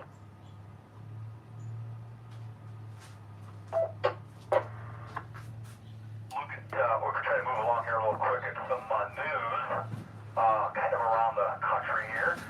This has to do with a little information on the Maui Emergency Communications tune in to AM radio. So this is kind of interesting. You know, we always talk about AM radio and how important it is, especially in times of emergency. It's just a great, convenient way to get the message out to lots of people quickly. And so this kind of touches on that. This is actually an article taken right from Radio World and the New York Times. Was posted at Amateur Radio Newsline. It says our top story takes us to Hawaii and focused on the resilience and relevance of AM broadcast radio, which was recently earmarked by some automakers in the United States for elimination from cars. So to say AM radio's relevance is certainly not in doubt on Maui, where AM broadcast equipment is being put to work for wildfire emergency communications. So the FCC has granted the state of Hawaii the right to emergency use of 4 portable emergency advisory radio systems. The stations, which include police and fire stations and a checkpoint, can be used on 1620, 1650, 1670, or 1670, or 1700 kilohertz.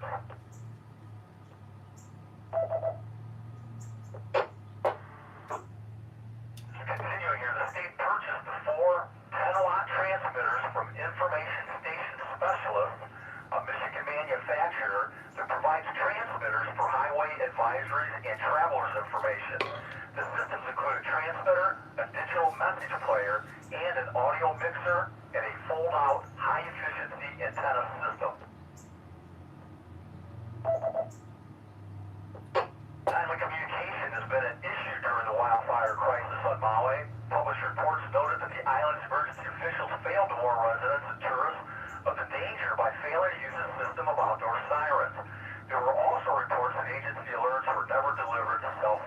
composers. So one of the key arguments made by defenders for keeping AM broadcast in cars has been AM's reliability in delivering emergency information in a crisis.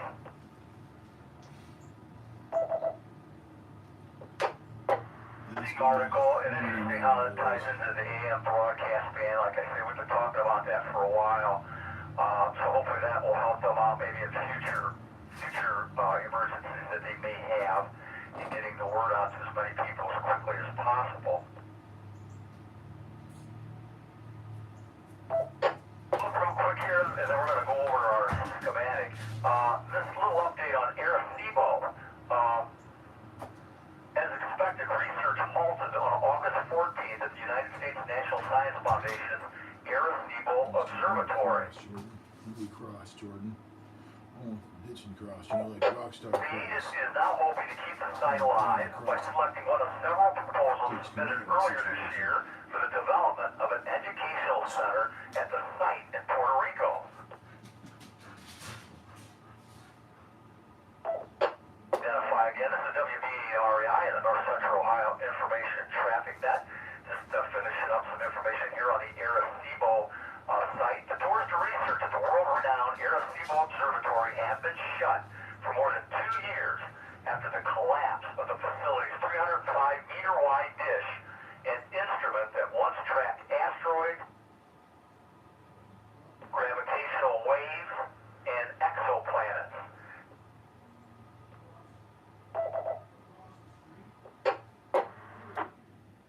Site's conversion into a STEM education and research center was originally planned for this year, but has taken longer than expected.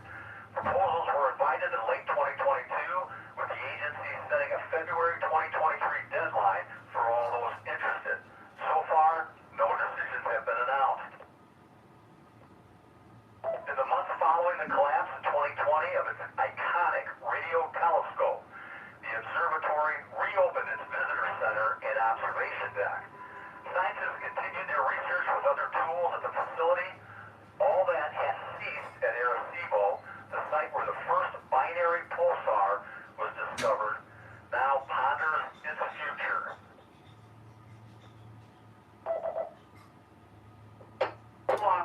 Update there on the Arecibo Observatory. We'll kind of keep an eye on that whenever I see any news or information that comes out about it. I always like to pass it along. Quite an iconic facility. There's no doubt about that. All right. Pull up our schematics here in just a moment. I got to mention one more thing here before we do that. If any of you listen to Amateur Radio Newsline, you'll hear them talk about haiku and how you can enter a haiku into their haiku contest, and whoever has the best haiku for the week gets it posted at Amateur Radio Newsline's haiku website.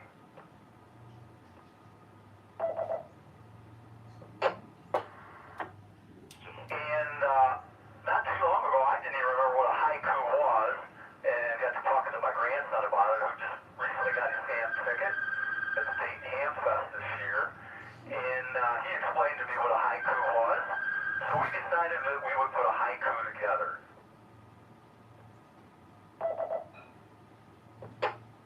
So we did, and lo and behold, August 18th, we were the picked haiku for the week. So if you're interested in seeing Matthew and my grandson, our haiku of the week, just go to the Amateur Radio Newsline website, and there you'll see a link to their haiku page, and you go down to the bottom there and you hit another link, and it'll take you right up to all the selected haikus for the week. And at the end of the year, they're going to try to pick one, I think the best one, or the one they like the best anyway, and we'll wait and see what happens here. But you'll see it listed under Matthew Pottinger, Kilo Echo 8 Yankee, Kilo Yankee. It was posted August 18th, and Matthew and I worked on that and had a lot of fun doing it.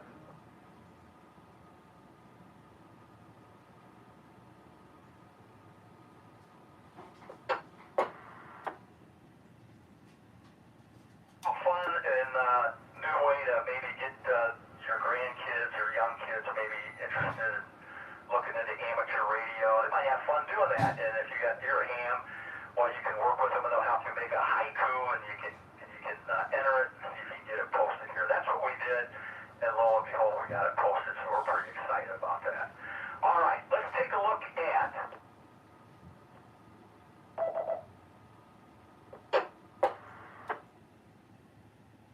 Ready to take a look at our schematic here for this week. I'll pull mine up in front of me. Hopefully some of you also have your schematic for your HF power amp for the Kenwood TS450.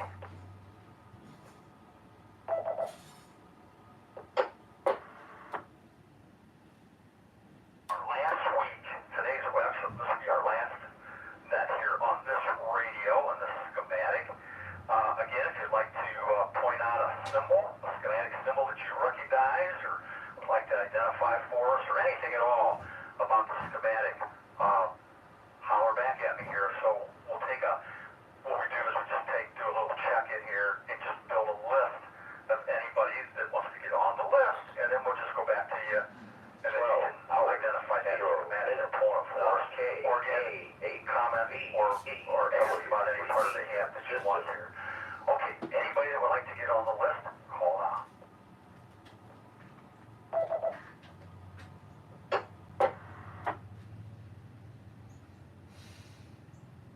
This is KE8PX.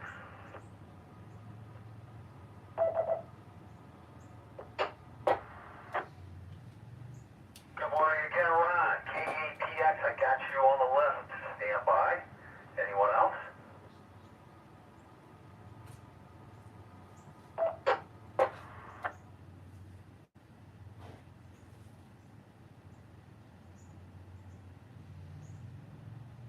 All right, but again, take it as an opportunity to just, Google the Kenwood TS450 service manual, and once you get it in front of your computer, just look for the HF final unit, the 100-watt final unit, and that's the schematic we'll be looking at, and you can follow along with us.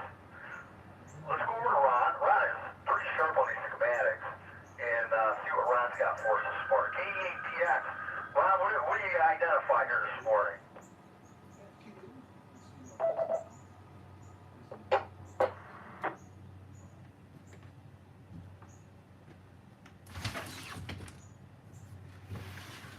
Okay, Jeff, this is KE8PX. There's this section down here, and it may have mentioned it last week briefly, was the SIS van. And there's an IC1, it's got two parts, IC1, one of one, and one of two, and two of two. And then below it says temperature detection, but there's a thermistor down there, it looks like. So, what is this circuit all about? Over.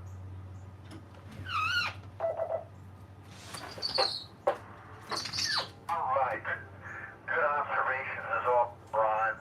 And hopefully anybody that's following along is identified the part of the schematic Ron's talking about. You see, it's kind of toward the middle, toward the bottom there. It's got the dashed line around what is actually a dual op amp, and then there's also an NPN transistor in there with some resistors.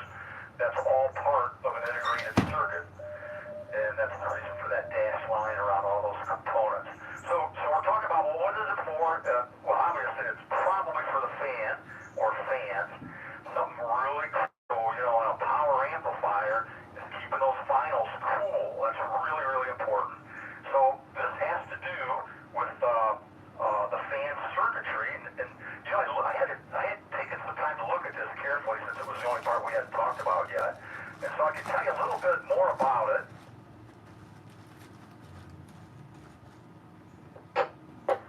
Please, some of others are following along here too, because there's some really clever and interesting circuitry here.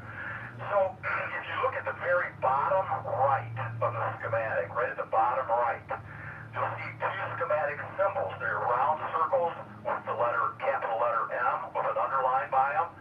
Those are the schematic symbols that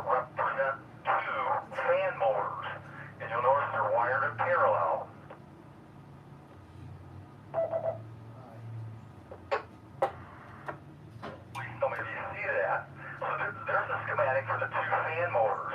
And the way this circuit's set up to work, it's really interesting. If you look over on the bottom, toward the bottom left part of the schematic, you'll see that connector 4 there, and it's a 5-pin connector. And if you look at pin number 4, it's labeled TXB. That stands for transmitter bias. And one of the things that happens is as soon as the ham radio operator keys the microphone, that line goes from 0 to about 12 volts DC. And that 12 volts DC does a number of things. One of the most important things is it turns on the 2 bias drivers that provide the bias to the pre-driver, the driver, and the final amplifier. So it turns those on. And the other thing that it does is it turns on Q8. You'll see Q8 is it's kind of toward the center of the schematic, Q8.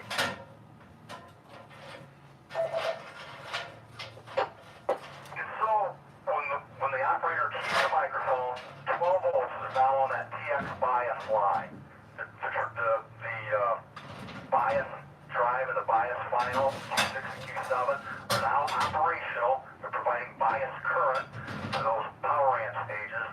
But with regard to the fan circuitry that we're specifically talking about right now, it turns on Q8. Q8 is an NPN transistor. So it puts that positive voltage on the base, it turns it on, and now that transistor applies ground on one side of R31, which is an 18 ohm 1 watt resistor.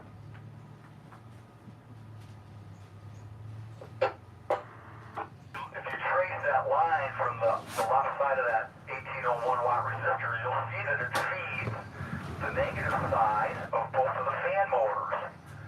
And then the positive side of the 2 fan motors goes through what's called a surge voltage absorption circuit. And we'll talk about that in a minute. And then back to the 3.8 volts. So when that microphone keys up, 12 volts gets applied, it turns on Q8, and Q8 applies a ground, and this part's important, through that resistor, which applies voltage to the 2 parallel motors. Now the reason for the resistor is it makes the fans operate at a slow speed. Remember, the guy just keys the radio up, so the finals aren't real hot yet, but they're going to get hot if he talks very long. But immediately, as soon as he keys up, the fan gets turned on at a slow speed. That's because of that resistor dropping the voltage across that half of the 12 volts.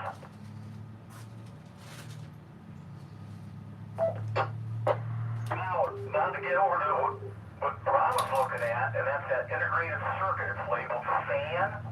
You can see that. I'm not going to rattle off the manufacturer's part number, but you can look that up. You can Google the spec sheet for it, find out all about it. But it's really pretty basic. It's a dual op amp. You'll see 2 op amps in there, and an NPN transistor, and a handful of resistors are all in there. And so what happens is, Ron mentioned the thermistor. If you look at the pins 4 and 5 of that fan IC, you'll see thermistor TH1. It's a 10K thermistor.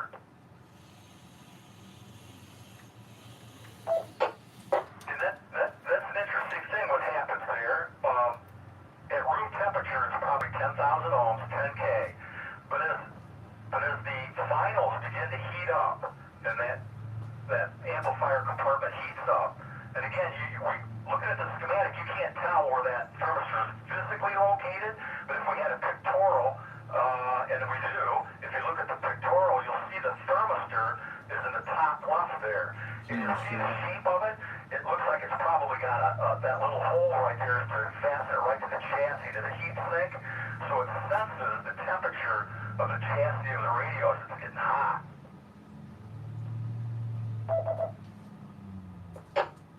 What happens is that starts to warm up. That thermistor, the value starts changing from 10,000 ohms probably to a lower value.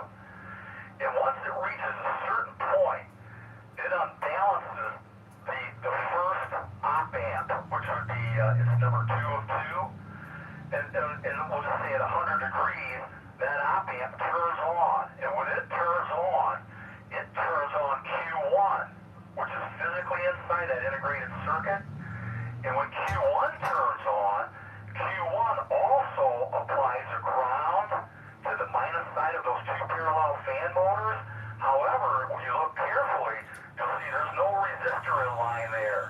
So when that happens, it had the fan motors have the full 13.8 volts across them, and now the two fans are running at full speed.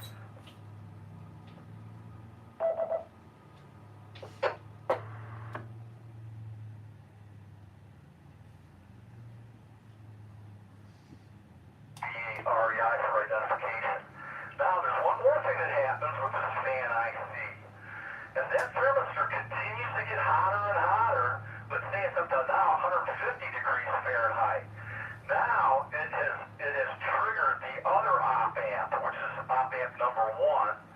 And when it triggers that op amp, the output of that op amp is a logic level that goes high. I'm just looking at some of these DC voltage readings. The output of that op amp changes its output, and it's fed to pin 5 of connector 4. It says PT. That's probably power thermistor.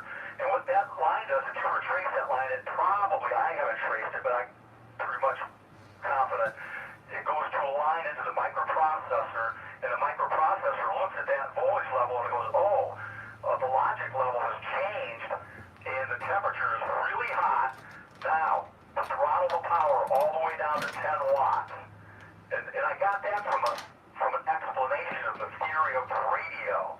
You can't see that just looking at the schematic. But by reading the explanation, they tell you that's what happens once that temperature gets hot enough. That op amp, the number 1 op amp, changes state.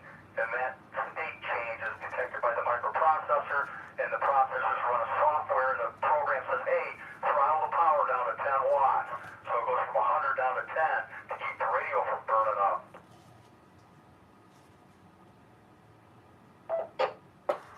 All right, and one other thing, part of that circuit, and that has to do with a part called the absorption of surge voltage. And that's kind of in the center, it's toward the bottom, it's toward to the right of the fan integrated circuit.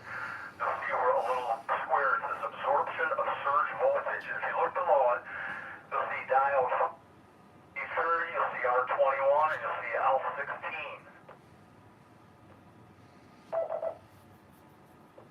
Those are important because if you recall, anytime you're dealing with a coil, for example, the windings in a motor, like these fan motors, when you apply voltage to those,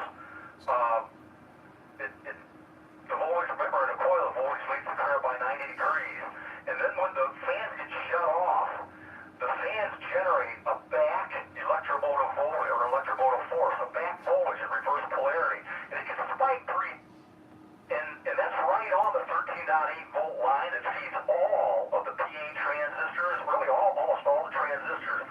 And if you didn't have this surge absorption circuit in there, there's a good chance that you could damage those transistors just when the fan shut off from that back electromotive force or voltage. It's a reverse voltage. It can be real high for just a real short period of time.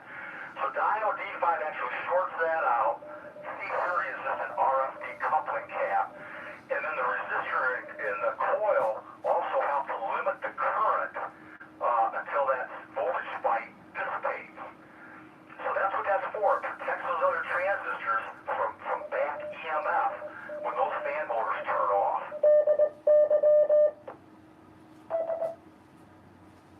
Alright, that's a long explanation, but they're clever. They're really simple circuits. If you look at them, you're just talking about some op amps, some NPN transistors, a diode, and then the fan motors. There's really not, nothing real complicated there, and it's a very clever way to keep the PA cool. Those transistors are designed to operate at full power, but at a certain temperature. That temperature gets too high, the transistors will be damaged. So the fans are very important. All right, Ron, anything to add to that? And we'll check with anybody else. Once again, it was very interesting to look at the pictorial. I was looking all over that circuit board for that thermistor.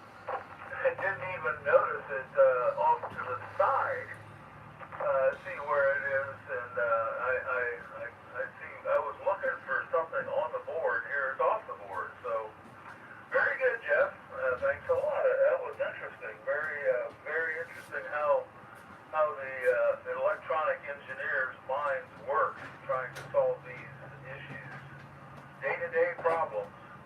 Thanks a lot, Jim. That's all I got. Thanks for holding it. Hi, Rob. Fine business. Well, once again, thanks for participating in there. You know, it helps so we can carry on some kind of discussion, and hopefully some others are following along there too. Just a good chance to learn a little bit and refresh your schematic symbol identifying and talk a little bit about how some of the circuits work. So hopefully in this circuit design, the engineers, I'm sure they did, design it so that if for some reason the fans were to fail, that maybe the amplifier would automatically shut down as well. I don't know if that would be the case in this or not, but something to look at anyway. All right, Ron, you get another point, and I think Ron's our winner for this week. For our lotto card, Ron, you are on your way to who knows winning millions possibly.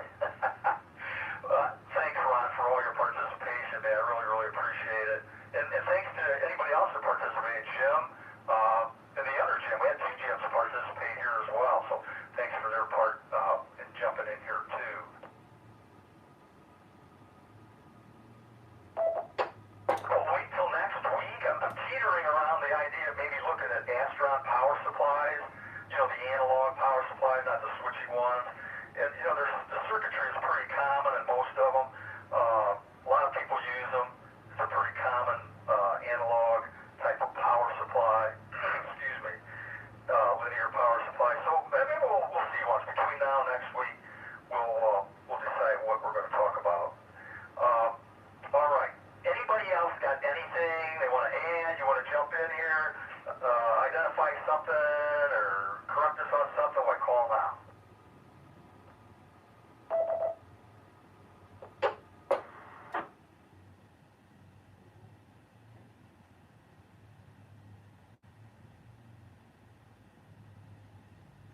All right. Before we close, I kind of wanted to close with this last piece of information because I think it's pretty interesting. I wanted to fit it in here. We're always short on time. But I talked a little bit last week about one of the de-expeditions that's been going on. That's the North Cook Island de-expedition. They're operating as Echo 51 Delta E51D from North Cook Island.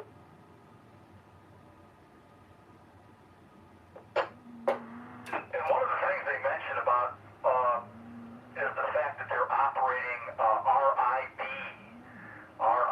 operation. And some of you might be familiar with what that is.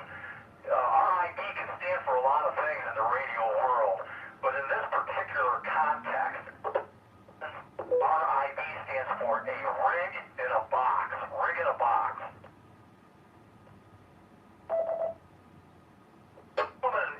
By the name of George Walner, Alpha 7 Juliet Victor, actually was kind of one of the first ones to put the ribbon in the box into activation. And so here's a little information on that, especially with regard to this de-expedition on North Cook Island. From its humble beginnings, amateur radio has continually been moved forward to the decades by innovative hands thinking outside of the box.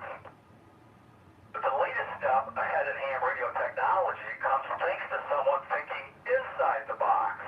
So a rig in a box, created by George Walner, Alpha 7 Juliet Victor, and funded by the Northern California DX Foundation, is a self-contained station that's actually designed to allow de-expeditioners to activate rare entities without actually camping on site. They use something like that at Beauvais Island. Goes on to say, Walner said the idea for the device came after Baker Island, KH1/KH7Z. Baker Island is one of several environmentally protected DXCC entities that are rarely activated because obtaining a permit to operate from these locations is so difficult.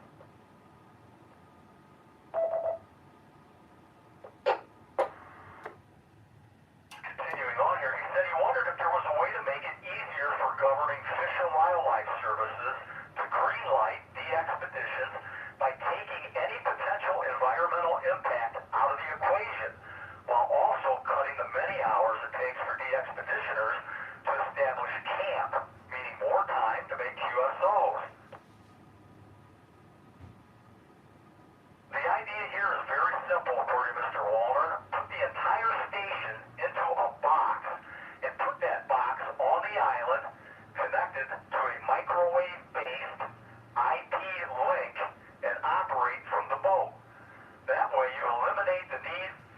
mapping, you eliminate the need to go back and forth to the island, and you substantially reduce the time to set up.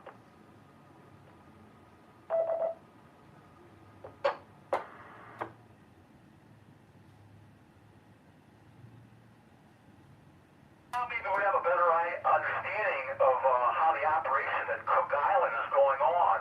And so they got 3 remote stations. One is operating from a boat just off the shore. I don't know how far away, but with an IP microwave link to the radio in the box to make the connection to actually operate the physical equipment sitting on the island. And then they also have the ability for remote operators anywhere in the world, and they have a list of them. They can remotely control that equipment sitting on the island via that IP microwave link connection from the boat just offshore of the island to the equipment actually on the island. So a little better understanding, and definitely a better understanding of the term RIB, meaning radio in a box. So when you see that, now you know what they're talking about.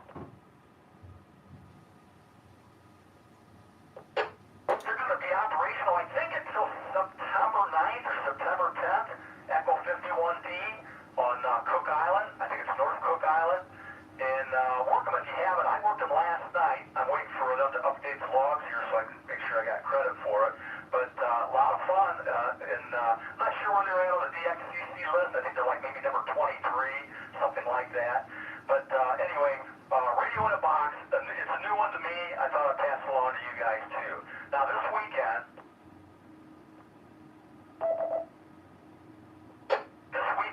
of course we got the holiday weekend coming up, all that going on. Lots and lots of QSO parties.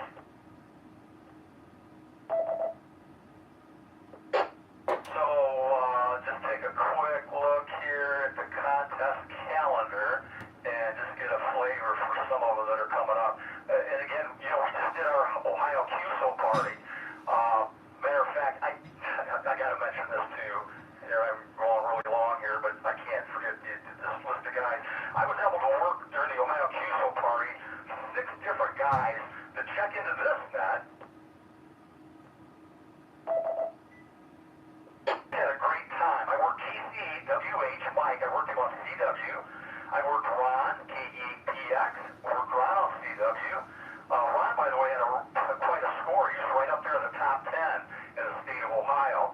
I worked Troy, KE8DRR on single sideband. I worked Dan, AC8MP on single sideband.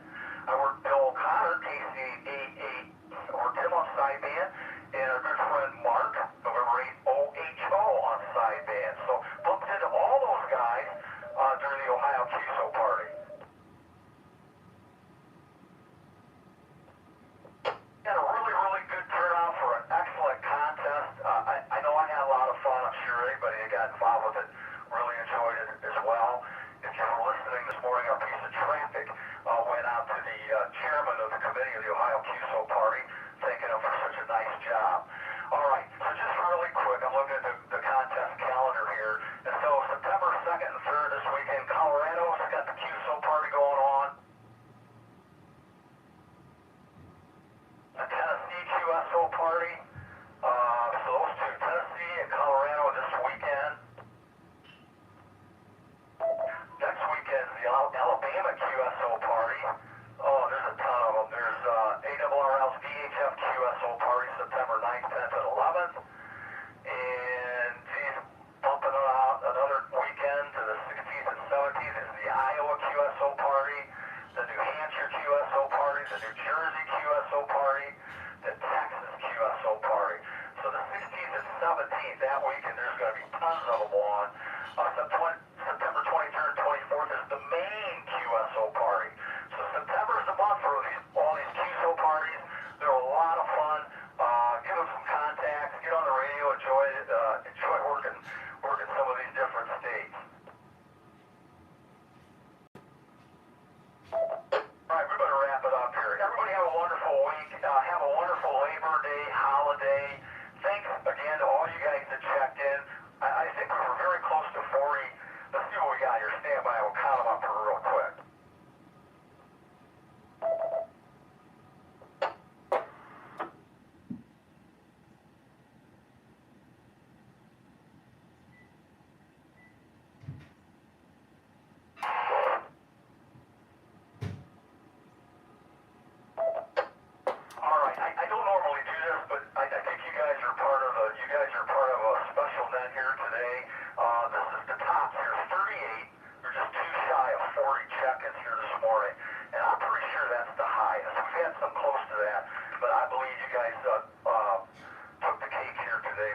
one highest amount of check-ins. So thank you everybody that checked in today. Thanks to Ron KE8PX for being our liaison station. Thanks to Pat for the use of the repeater. Thanks to Dan, KCPVU, for the weather info and all the ISS passes.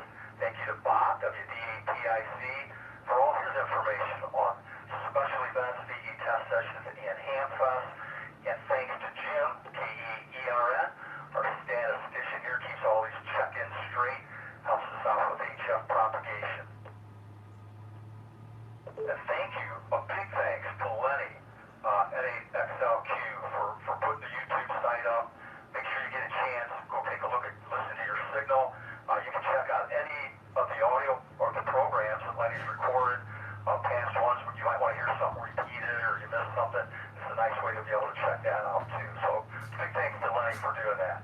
All right, with that, we'll close this section of the North Central Ohio Information and Traffic Net at 12:27. Happy Labor Day. Catch y'all here next Wednesday. WDREI and the net are now clear. 73. Have a good week, Jeff. Good net. And NQQI. Thanks, Jim. Yeah, you have a good one there too. And thanks for the report on the ISS, man. You got the good ears. He was a magnet mount. Who would have thought, right? With the Kenwood radio. That's I think you might use the Yeezy radio there. Either way, works pretty nice for you. All right, keep us posted on those reports. Those are good ones. NAQQI 73 from WDREI. I'll put that Kenwood on 145 800 and let it stay there. That'll wake me up in the morning. You gotta get your sleep. Jim. I know those ISS passes will make you jump right out of the sack there. All right, good talking to you. Ron, KEPX, go ahead. Yeah, Jeff. The W1AW/8. I didn't hear you talk about that. Maybe I stepped out of the room, but yeah, I got 9 slots. 3, 6, 8 slots. Signed up for CW coming up starting tonight at midnight, and it's kind of cool to see your call sign on the on the chart, yeah, trying to fill some of them CW slots. There is a whole lot available, and all they need to do is just put your application in there, which they'll respond in less than 12 hours, or at least they did for me. And yeah, it's going to be a lot of fun. So look for me if you're up tomorrow. I know you'll be up at 10 o'clock. 10 to noon, I'll be operating on 20 meters CW. Probably around 14,048. I'd like to pick that area.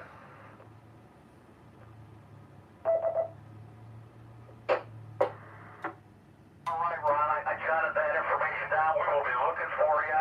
And you didn't miss it, Ron. I skipped over it. I had to start to condense things. I hate doing it, but I would be here all afternoon if I kept going. I should have brought this one up because it is an important one. And hey, congrats on getting on the list. Really looking forward to working you. And for anybody that's still listening, man, be listening for Ron. He's going to be operating W1AW/8.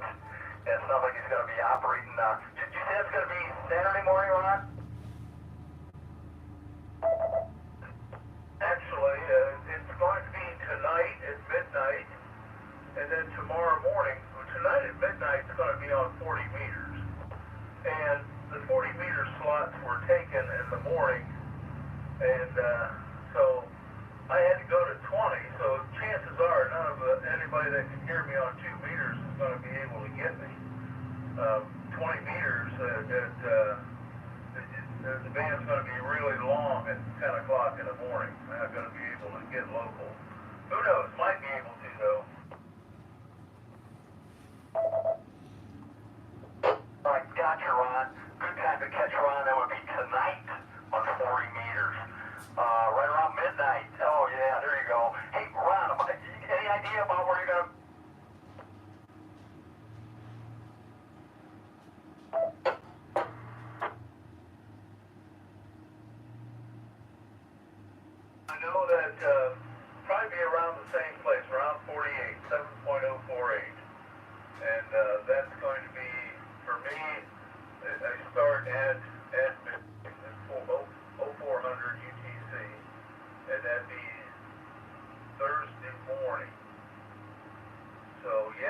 Yeah. That's tomorrow morning. Yep. Tonight at midnight. So yeah, it's kind of confusing, but they have the website laid out real well. They have the local time and the local day, and then they have the UTC date and then the UTC time. So you can transfer it right over and look at where you're going to be. Lots of spots open for digital, phone, ready, FT8, FT4. Boy, it's a shame that there's so many open spots. I see AC8NB is on there, and KB8GUN, Ray, and we got, I saw some other ones on here. But anyway, yeah, there's KE8DRR, Troy's on there. So lots of our local people contributing. Hey, Jeff, go eat lunch, 73. Thanks a lot for doing the net. And I compliment you on your 474 contacts. My gosh, you're a machine. At the QSO party, 73. All right, Rob, fine business. Well, I tell you what, man, you look at those guys, they're 140-some thousand, or whatever, and you know how hard it takes to get 70,000, our scores that we got, we're right up there in the top 10. You can only imagine how hard those guys are working. They got some pretty nice stations. I checked a few of them out. That helps too. Anyway, thanks for all the info, Ron. Listen, before we gotta let you go too, so you get some sleep. You gotta get to bed. You gotta be up at midnight and get on that radio. I'll have the coffee brewing tonight. We'll be looking for you. And thank you very much for bringing it up, Ron. Anybody that's interested to get on that list, and you can operate W1AW stroke 8. I believe you might go to tiny.cc stroke W1AW8-info. That's the link that is shown that I'm looking at here. There's a whole PDF of what you might want to do there to get on the schedule. And according to Ron, lots of openings, man. There's your chance to operate W1AW stroke 8. All right, thank you, Ron. Rest up. We'll bump into you on the radio waves later tonight. This is WB8REI. I'm going to go to lunch. 73, you guys.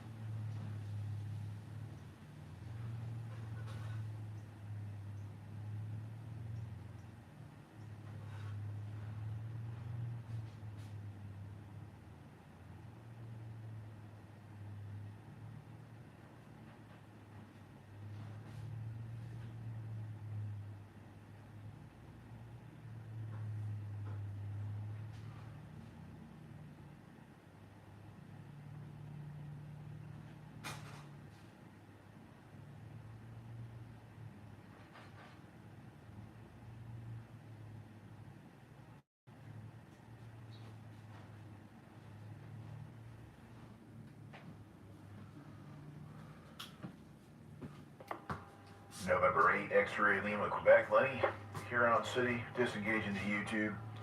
I'll be around in a minute. I'm making hamburgers. I'm making hamburgers. All right, guys. Bye. See you later. Hello, come in, beat.